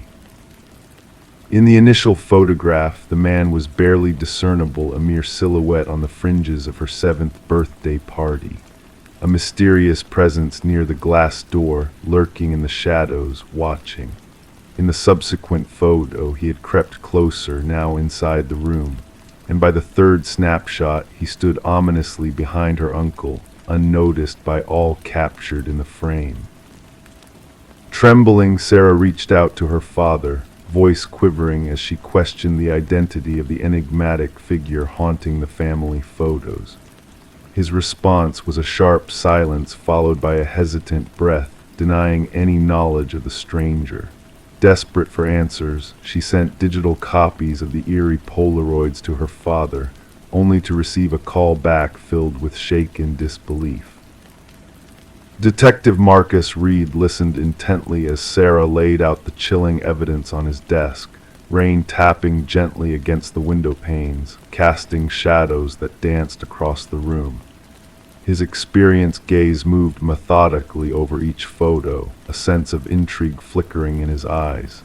"And no one recognized this man?" he inquired, his voice neutral yet intrigued by the mystery unfolding before him. Sarah confirmed that no one could place the mysterious figure, urging the detective to observe the progression of his movements through the photographs. As the images were arranged in sequence, a sense of unease settled over the room. The man seemed to purposefully navigate through the party, inching closer to the unsuspecting children. In the final photo, he loomed directly behind Sarah's youthful self, a ghostly hand reaching out just beyond the frame.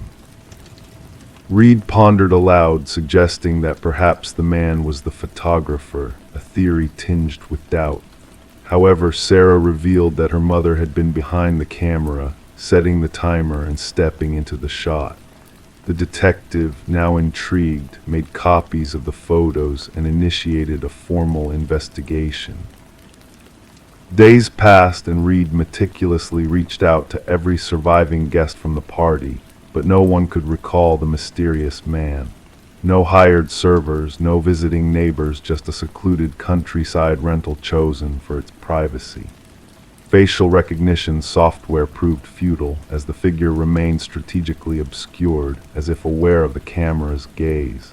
Yet there was a deliberate intent in his posture, a calculated presence that sent shivers down the detective's spine.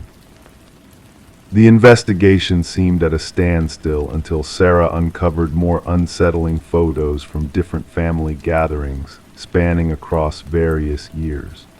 The mysterious figure persisted, a silent specter haunting the peripheries of joyous occasions.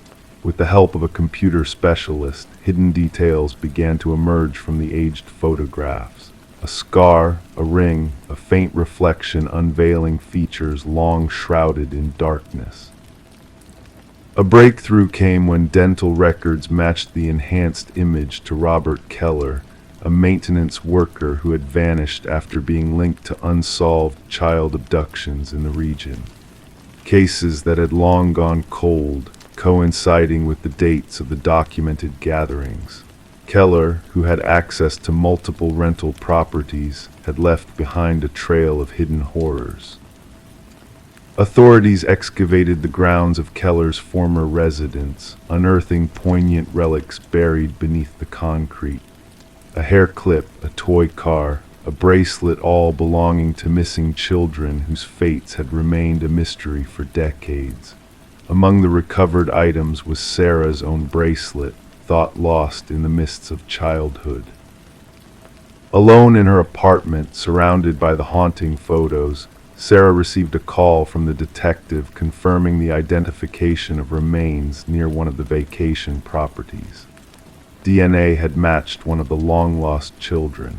As she gazed at the final birthday photo, the warmth of the candlelight juxtaposed with the chilling truth it held within. The figure, once hidden in the shadows, now stood exposed, a sinister presence that had lurked unseen in moments of jubilation.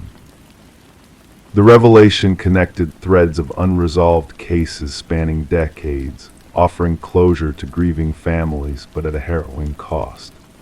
The shadow in the family photos had emerged from obscurity, his malevolent presence finally acknowledged after years of obscurity. Sarah carefully returned the photos to their box, each frame now a piece of evidence, a testament to the unseen dangers that drift through celebrations, leaving only a faint imprint in the sands of time. Story 22. She yearned to refresh the nursery ahead of the baby's arrival. The walls bore a worn-out shade of blue, a hue that harbored untold tales within its depths. As she applied the first stroke of white paint, a hidden secret emerged, faint letters, barely discernible at first, then gradually sharpening into clarity. A message etched beneath the surface. "Don't let it hear you," her breath hitched.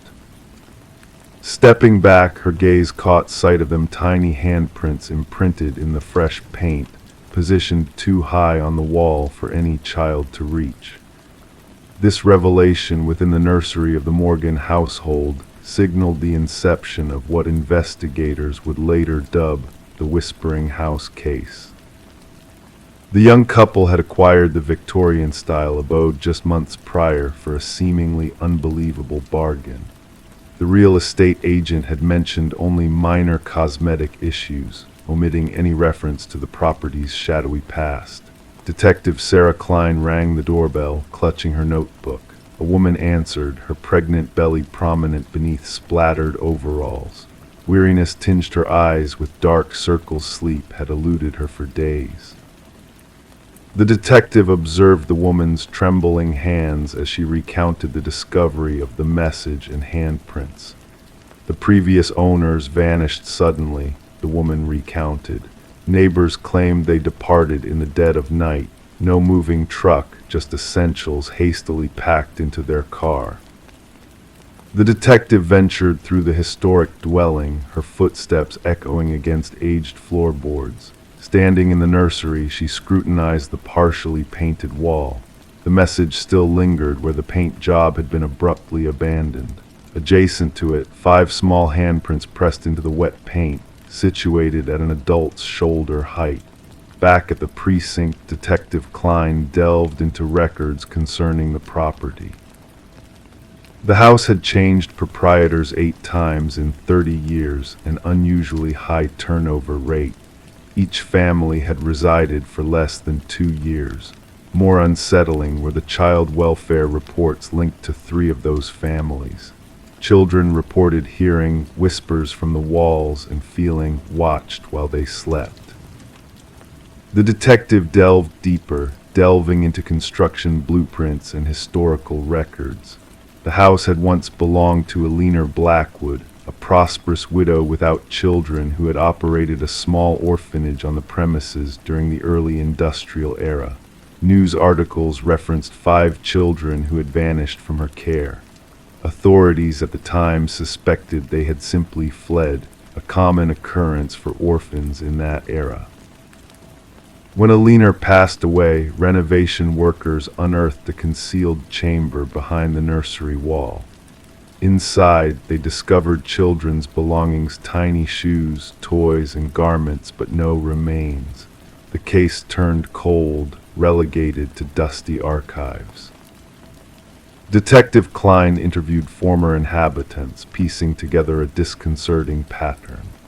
Each family with children recounted eerie incidents, toys rearranged overnight, childish laughter reverberating through empty corridors, and crayon drawings materializing on walls. Most dismissed these occurrences as figments of imagination until the writing materialized. The message slightly varied among accounts: don't let them find you, don't make a sound, don't let it hear you. The same handwriting always surfaced during nursery repainting. A forensic linguist scrutinized photographs of the writing and concluded it matched samples from Eleanor Blackwood's journals. More unsettling were the handprints uniform in size and placement over decades, despite different children inhabiting the home. The investigation took a grim turn when the detective persuaded the current owners to permit ground-penetrating radar in the basement. The technician identified anomalies in the readings: 5 distinct shapes beneath the concrete floor, each roughly child-sized. Workers breached the concrete, uncovering a chilling confirmation: 5 small sets of remains arranged in a circle. Forensic analysis indicated the children had met their demise during Eleanor's tenure at the house. Each child still bore a small pendant with their name, engraved the 5 orphans who had supposedly absconded. The detective sanctioned the spraying of luminol throughout the nursery. In the darkness, handprints glowed on every wall, buried under layers of paint, invisible to the naked eye. Countless handprints at varying elevations, as if the children had endeavored to escape. Eleanor's journals, unearthed from county archives, unveiled her twisted beliefs. She held the conviction that orphaned children possessed unique spiritual energy. By sealing them in the hidden room, she aimed to harness their life force to elongate her own years. The children had etched their warnings into the wall with fingernails and bits of metal, hoping future residents would unearth their fate. The case concluded with the proper burial of the 5 victims. Their names were finally acknowledged not as runaways but as victims of murder. The house remained vacant thereafter, the expectant couple refusing to re-enter even to retrieve their possessions. Detective Klein penned her final report, incorporating images of the handprints illuminated by luminol and the message beneath the paint. She noted that while justice had been served for the initial victims, an inexplicable presence lingered in that house, something that persisted in reaching out through layers of paint and time. The nursery walls were demolished during remediation, yet workers reported hearing children's whispers emanating from the debris. Each worker declined to return after their shift concluded. The house met condemnation eventually, another cold case file in a dusty cabinet, a tangible closure, yet spiritual queries destined to remain unanswered. The detective retained a singular photograph from the case: 5 luminol handprints glowing in the darkness, a haunting reminder that certain crimes leave imprints that no amount of fresh paint can mask. Story 23. The motel stood as a relic of forgotten times, its worn façade a testament to fleeting stays and transient souls. A weary traveler seeking respite for a solitary night encountered the enigmatic clerk who bestowed upon her a key with a cryptic warning. "Just don't take the last door on the left." His words lingered in the air like a whispered secret. Intrigue danced in her mind as she navigated the dim corridors that night, her footsteps echoing softly against the faded wallpaper. Pausing before the fateful door, she felt a chill seep through the metal handle, a prelude to the mysteries that awaited within. Though outwardly identical to its companions, the door harbored a hidden heartbeat, a breath that whispered from the other side. In a different realm, Detective Morgan Reed awoke to a world steeped in shadows, her weary eyes adjusting to the harsh reality of crime scenes and unsolved riddles. Beneath the yellow tape that barred entry into the room of horrors, a symphony of scents assaulted her senses, metallic tang of blood intertwined with the acrid notes of fear. Amidst the stark contrast of pristine surfaces and the crimson stain that tainted the carpet, a young woman lay motionless, her gaze fixed upon unseen realms beyond. Reed knelt beside the fallen figure, a silent sentinel amidst the chaos of investigation. The forensic technician's detached voice provided a grim backdrop to the macabre scene, each photograph capturing a fragment of the tragedy that befell the nameless victim. Patterns emerged, echoes of past tragedies haunting the present, a signature that linked the fallen to those who had gone before. As the investigation unfolded, Reed delved deeper into the shadows that veiled the truth, each clue leading her closer to the heart of darkness. The victim, Elaine Werner, a beacon of normalcy in a sea of secrets, held within her past the key to unraveling the enigma that gripped the community in fear. Whispers of a predator on the prowl, a phantom who stalked the night in search of unsuspecting prey, fueled the urgency of Reed's quest for justice. A chance revelation from Werner's sister unveiled a hidden chapter in the victim's life, a clandestine affair shrouded in shadows and half-truths. The elusive figure known only as C emerged from the shadows of suspicion, casting a pall over the pristine façade of corporate respectability. Charles Emerson, a man of influence and deceit, wove a web of lies that crumbled beneath the weight of Reed's relentless pursuit of truth. The courtroom became a stage for the reckoning of souls, a theater of justice where the mask of civility slipped to reveal the darkness that lurked within. Emerson's stoic façade cracked under the weight of evidence, his hollow denials shattered by the damning truth that emerged from the shadows of his deceit. Behind cold eyes lay a void where empathy should have resided, a chilling reminder of the depths to which human nature could descend. The door on the left case became a cautionary tale, a parable of the dangers that lurked behind closed doors and whispered secrets. Reed carried the weight of the unsolved mysteries in her heart, haunted by the specter of unopened doors and the secrets they guarded. In the silence of the evidence locker, 3 keys stood as silent witnesses to the tragedies that unfolded, each a portal to a past that could never be erased.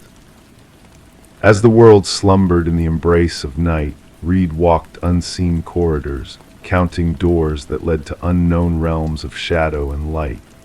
The echoes of the past whispered in her ear, a reminder that some doors once opened could never be closed again. And so, the mysteries of the door on the left case lingered in the shadows, a testament to the enigmatic dance of light and darkness that played out behind closed doors. Story 24. The gentle current whispered secrets as it flowed that tranquil morning, the water reflecting the sky like a mirror. The fisherman's boat drifted lazily, almost lulled to sleep by the glassy, still surface. It was then that a peculiar sight caught his eye, a suitcase bobbing near the shore as if carried by unseen hands. At first he mistook it for a pile of discarded clothes, but as he drew closer, a pungent odor wafted towards him, thick and suffocating. The case was bound in chains, its edges tinged with rust from exposure to the elements. When the authorities pried it open, they were met not by garments, but by a haunting sight: hair tangled, fingers frozen in a desperate grip. And at the bottom, a chilling note whispered, "This isn't the first." Detective Sarah Mercer arrived at the scene, her steps measured, her gaze steady despite the grim tableau before her. The victim, a woman in her mid-30s, lay still, her dark hair now damp and lusterless, her once pale skin now marked by the touch of the water. The medical examiner worked meticulously, capturing every detail before the body was respectfully taken away. But what struck Mercer most was not the manner of disposal, but the eerie care taken with the victim's appearance: manicured nails, hair styled with precision, clad in garments of luxury. "She was not just discarded here," Mercer remarked, her voice soft against the lapping of the water against the shore. "She was arranged, presented." The victim was identified as Catherine Walsh, a real estate agent known for her expertise in selling exquisite properties.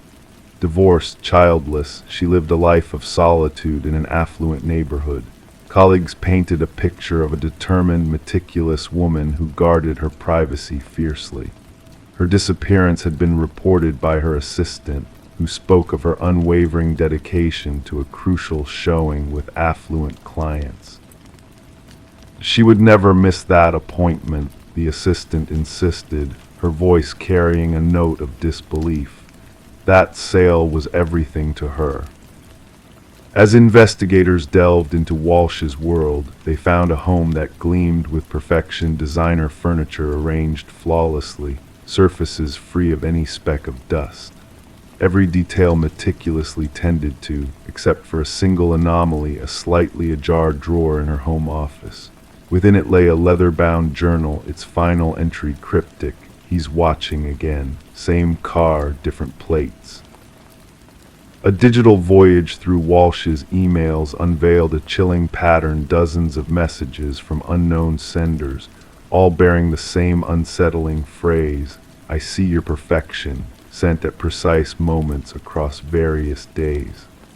Her online searches hinted at a growing unease, a quest for security in the face of an unseen threat. Mercer pieced together the puzzle, drawing a connection between the meticulous care taken with Walsh's body and the haunting messages she had received. "Our killer is methodical," she confided to her partner. "This is no crime of passion. This is a ritual." A break in the case came from an unexpected source: a local pawnshop owner who recognized Walsh's distinctive emerald necklace among his wares. The man who had pawned it, Michael Linden, emerged as a shadowy figure, a maintenance worker with an unassuming presence. Surveillance footage unveiled his frequent visits to Walsh's building, sometimes with his maintenance cart, sometimes without, always during her absences. A search of Linden's modest abode uncovered a chilling tableau: walls adorned with secret snapshots of Walsh and other women, each bearing a striking resemblance, each unaware of the lens that had captured them. Some photos were marred with red marks, a macabre tally of his twisted obsessions. Walsh was but one piece in his sinister collection. Beneath a false panel in his closet lay a shrine to his victims. Trinkets and mementos, meticulously arranged strands of hair, stained tissues, keys, a chilling catalog of lives observed and dissected. Linden's demeanor remained eerily composed as the evidence mounted against him. "They were flawed," he finally confessed, his voice devoid of emotion. "They paraded perfection, but I saw their deceit. Catherine's desk drawer was chaos, her lipstick never perfect, her perfection was a facade." The search for the other women mentioned in his note led investigators to remote locations, where 2 more suitcases were unearthed. Each contained a woman akin to Walsh, real estate agents who projected an image of flawless precision in their work. During Lyndon's trial, a silence enveloped the courtroom as the prosecution detailed his meticulous methods of stalking, observing, and ultimately correcting what he perceived as imperfections in his victims. Families of the deceased watched with haunted eyes as the judge pronounced a sentence of life without parole. For Detective Mercer, the case closed officially, yet questions lingered like shadows in the night. What twisted the mind of Lyndon, driving him to fixate on these particular women? What inner flaw was he seeking to expunge through his chilling acts? The river continued its tranquil journey, carrying away all traces of the horror that had unfolded upon its banks. But in the precinct on Mercer's desk lay copies of those chilling journals, a reminder that beneath the veneer of normalcy, darkness lurked, waiting for a moment to reveal itself. And in the quietest corners of everyday life, the most perilous predators may hide in plain sight, watching, waiting for a single flaw to expose the truth that lies beneath the surface. Story 25. It came in the mail, a mystery wrapped in a plain envelope with no return address. A solitary brass key, weathered by time's touch. The homeowner, Sarah, couldn't place it, yet a sense of familiarity lingered in its presence. Testing it in every lock she owned yielded no results. The key didn't belong to her. But when she set it gently on the coffee table, the silent grandfather clock in the hallway stirred with a lone, echoing chime despite its years of stillness. Sarah, unsettled, reported the curious incident to the authorities, setting off a chain of events that would shroud the quiet suburban neighborhood in a cloak of unease. Initially met with skepticism, the responding officer brushed off Sarah's concerns as a simple mistake, a key in the mail, nothing more.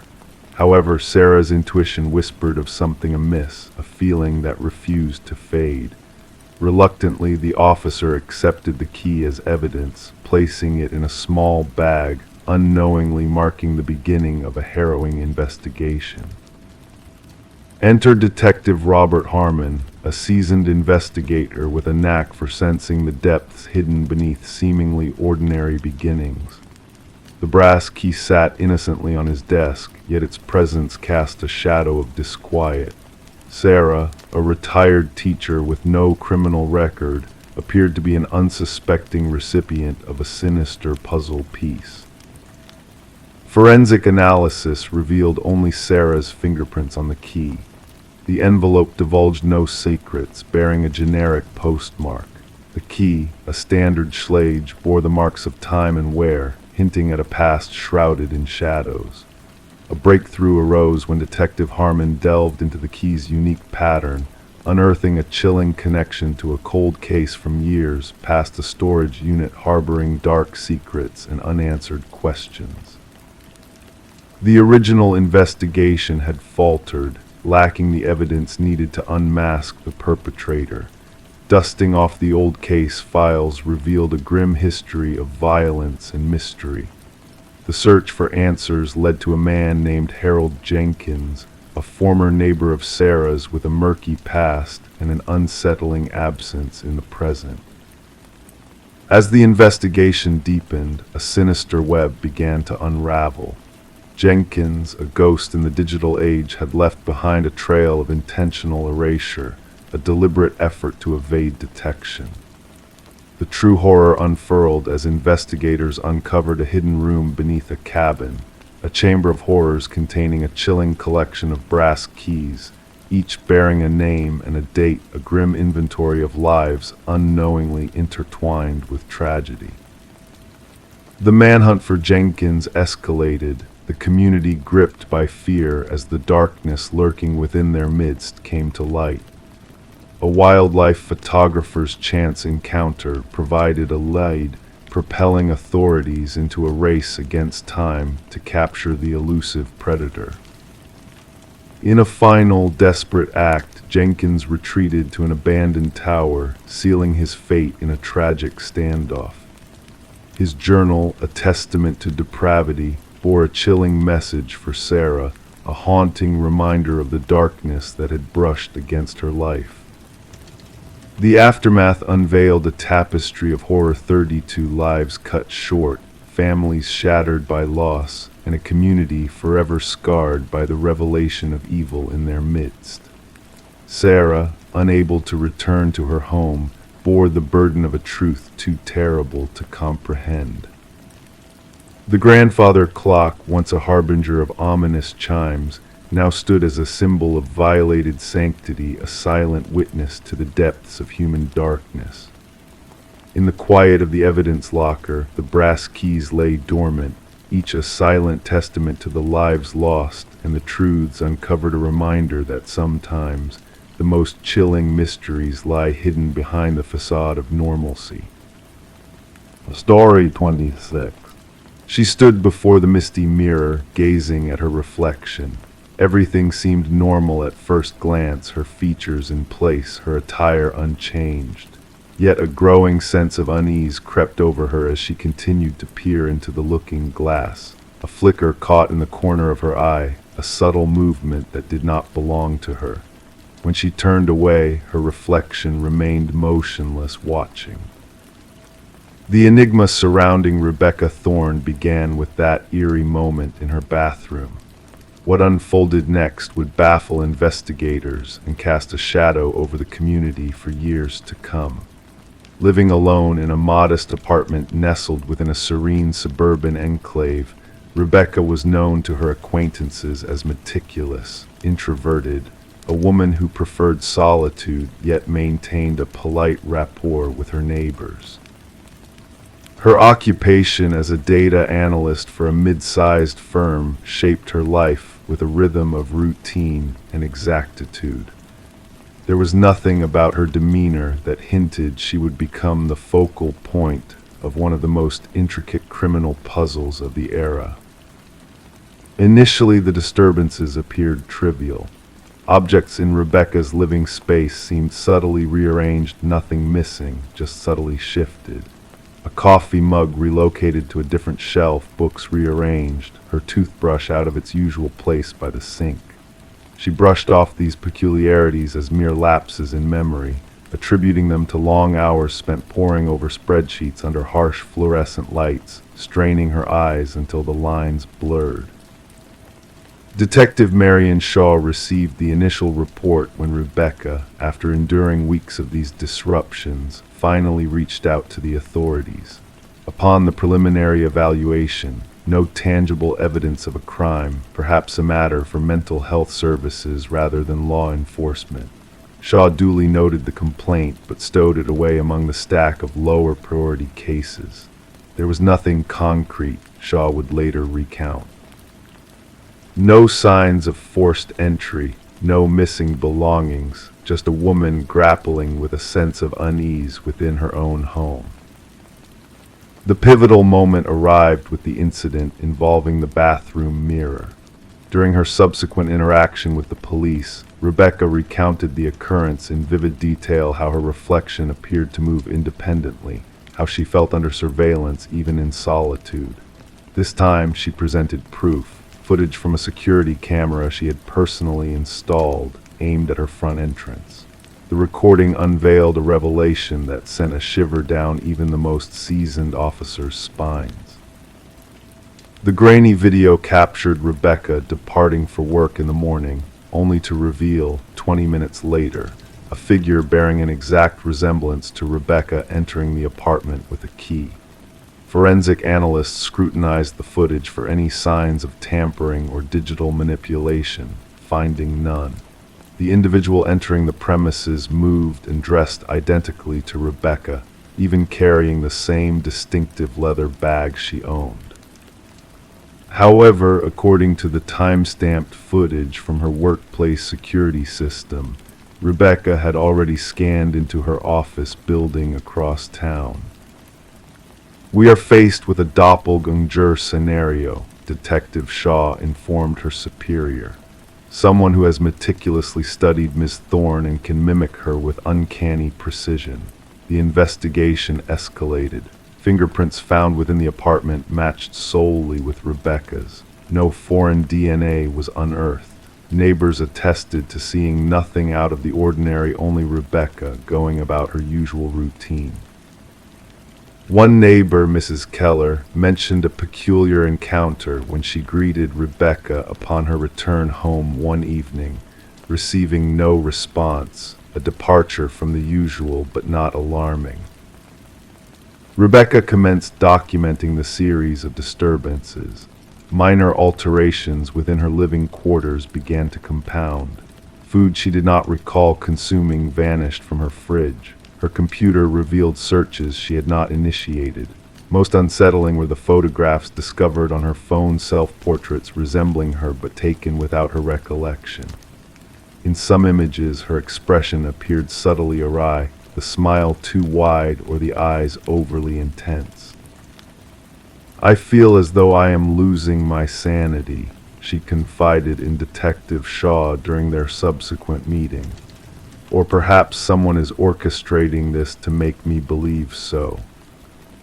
The breakthrough dawned when investigators discerned a pattern in the security footage. The doppelganger only infiltrated when Rebecca departed for specific engagements, therapy sessions, yoga classes, Sunday morning grocery trips, predetermined activities with predictable durations. "Someone possesses an intricate knowledge of your routine," Shaw elucidated. "This is not haphazard. This is a targeted campaign of observation and infiltration." A forensic psychologist postulated that they were confronting a case of fixation, someone consumed by the aspiration to embody Rebecca, to live her life, and conceivably supplant her entirely. Such occurrences were rare yet documented within psychological archives. The perpetrator typically experienced a mental breakdown and fixated on an individual embodying attributes they coveted: stability, beauty, success, normalcy. The focus of the investigation narrowed following Rebecca's mention of a former colleague, Lily Winters, who had been terminated due to escalating erratic behavior. Lily had collaborated closely with Rebecca, often remarking on the resemblances between them. Subsequent to her dismissal, she had dispatched a sequence of disconcerting emails to Rebecca. "We could be identical," one message read. "At times, I feel more like you than you do." Detective Shaw secured a search warrant for Lily's residence. The discoveries within transformed the case from unsettling to harrowing. Within a chamber of Lily's abode, a shrine-like replica of Rebecca's bedroom had been fashioned. The walls were adorned with photographs, countless images of Rebecca entering her apartment, shopping, socializing with friends, all captured without her awareness. A closet housed precise replicas of Rebecca's wardrobe. Cosmetics that mirrored Rebecca's preferred brands rested on a vanity, beside detailed notes regarding her mannerisms, speech patterns, and daily rituals. Most incriminating were the practice videos. Lily had recorded herself emulating Rebecca's gait, gestures, and expressions.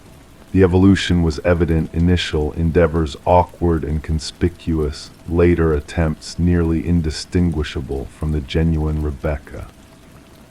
"She aspired to become me," Rebecca murmured upon viewing the evidence. "She was not merely imitating me, she was erasing me." Forensic technicians uncovered sophisticated apparatus for fabricating key duplicates and replicating electronic access cards. Lily had upheld an intricate system for monitoring Rebecca's movements, including a calendar outlining precise projections of her agenda. The investigators grappled with ascertaining Lily's ultimate objective. Journals retrieved from her abode contained rambling entries that vacillated between first and third person, sometimes denoting Rebecca as me and her within the same passage. The last entry sent a chill through the team. "Soon, only one of us will prevail. The stronger version shall endure." Upon the authorities moved to apprehend Lily, she had vanished. Her residence bore signs of abrupt departure: drawers left ajar, some technology missing. A nationwide alert was disseminated. Rebecca was escorted into protective custody, relocated to a secure refuge under continuous surveillance. For 3 weeks, the authorities monitored every locale linked to her former life. Lily never materialized. The case assumed its final disconcerting twist when a security guard at Rebecca's former workplace reported an anomaly. Rebecca had been sighted entering the edifice despite being on leave. Surveillance footage validated the claim a figure identical to Rebecca had accessed the building using a valid ID card, proceeded to her former workstation, and spent 40 minutes sifting through her files before departing. Meanwhile, Rebecca, safeguarded in a secure sanctuary, could not have been present at the office. The implications crystallized. Lily had not absconded, she had made her move. Now she inhabited Rebecca's existence, stepping into her life while the authentic Rebecca remained concealed.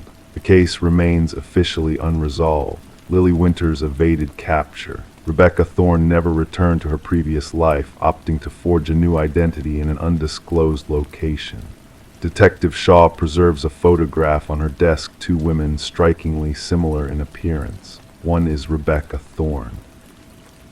The other is Lily Winters. At times, she scrutinizes their countenances, seeking the disparities, the subtle cues that would set them apart.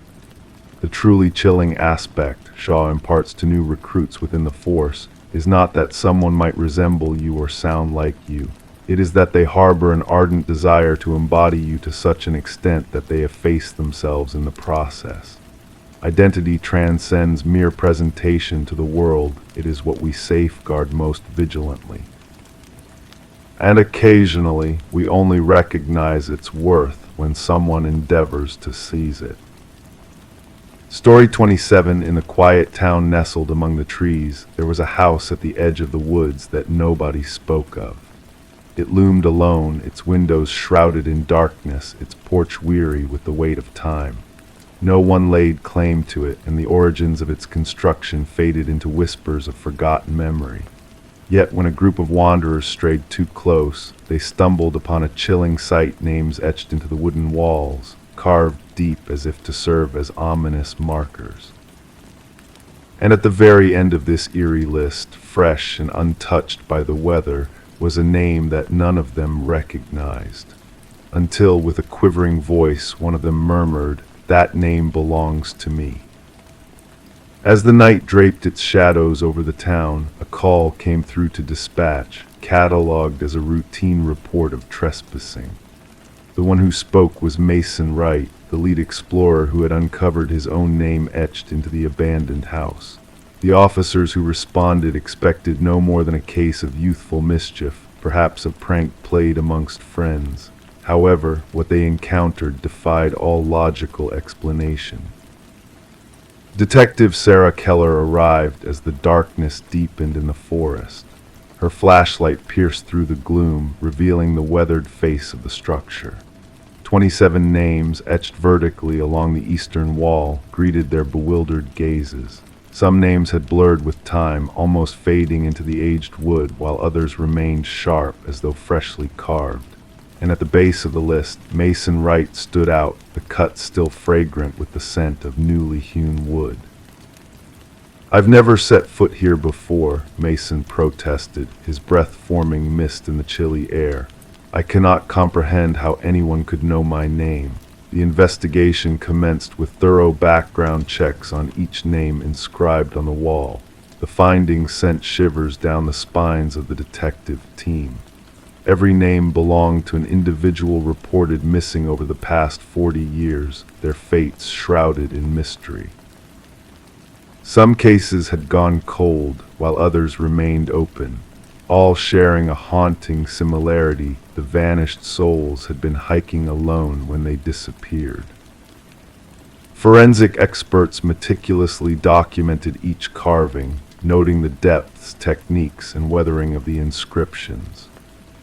The oldest name, Rebecca Hansen, tied back to a missing persons case from 37 years ago, recounting the tale of a young woman who ventured into the woods and never returned, leaving behind only a solitary hiking boot near a babbling stream. Detective Keller delved deeply into Mason's recounting of events. His narrative remained unwavering.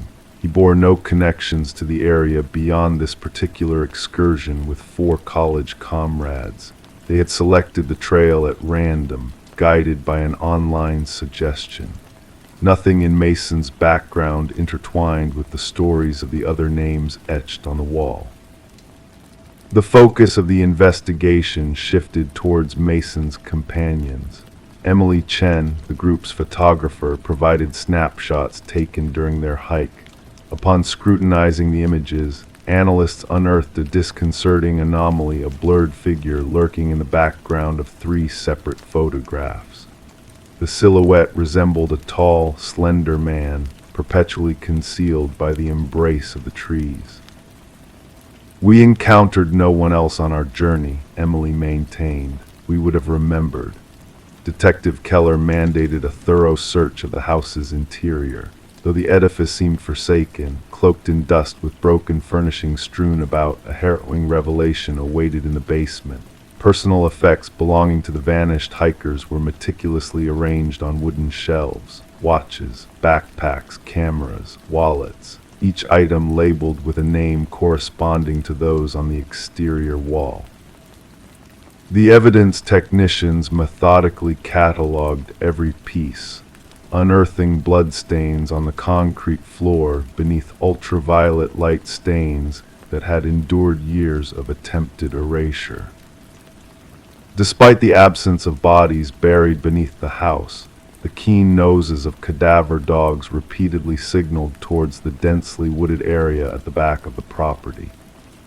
As the intensity of the investigation heightened, Detective Keller observed a peculiar shift in Mason Wright's demeanor. He reported inexplicable phenomena, whispers echoing outside his dwelling, footprints tracing a path in fresh snow leading to his entryway but never away, and spectral figures observing from the dimly lit streets. A police officer was assigned to safeguard him, yet Mason's paranoia spiraled unchecked. A breakthrough emerged when archivists unearthed land records concealed within county archives. The house had once belonged to a reclusive hunter named Victor Blackwood. Locals seldom glimpsed him, recounting brief encounters with an unnaturally tall, emaciated man who shunned conversation. Blackwood vanished without a trace 15 years prior, his disappearance left uninvestigated. Detective Keller secured a warrant to delve deeper into the encompassing forest.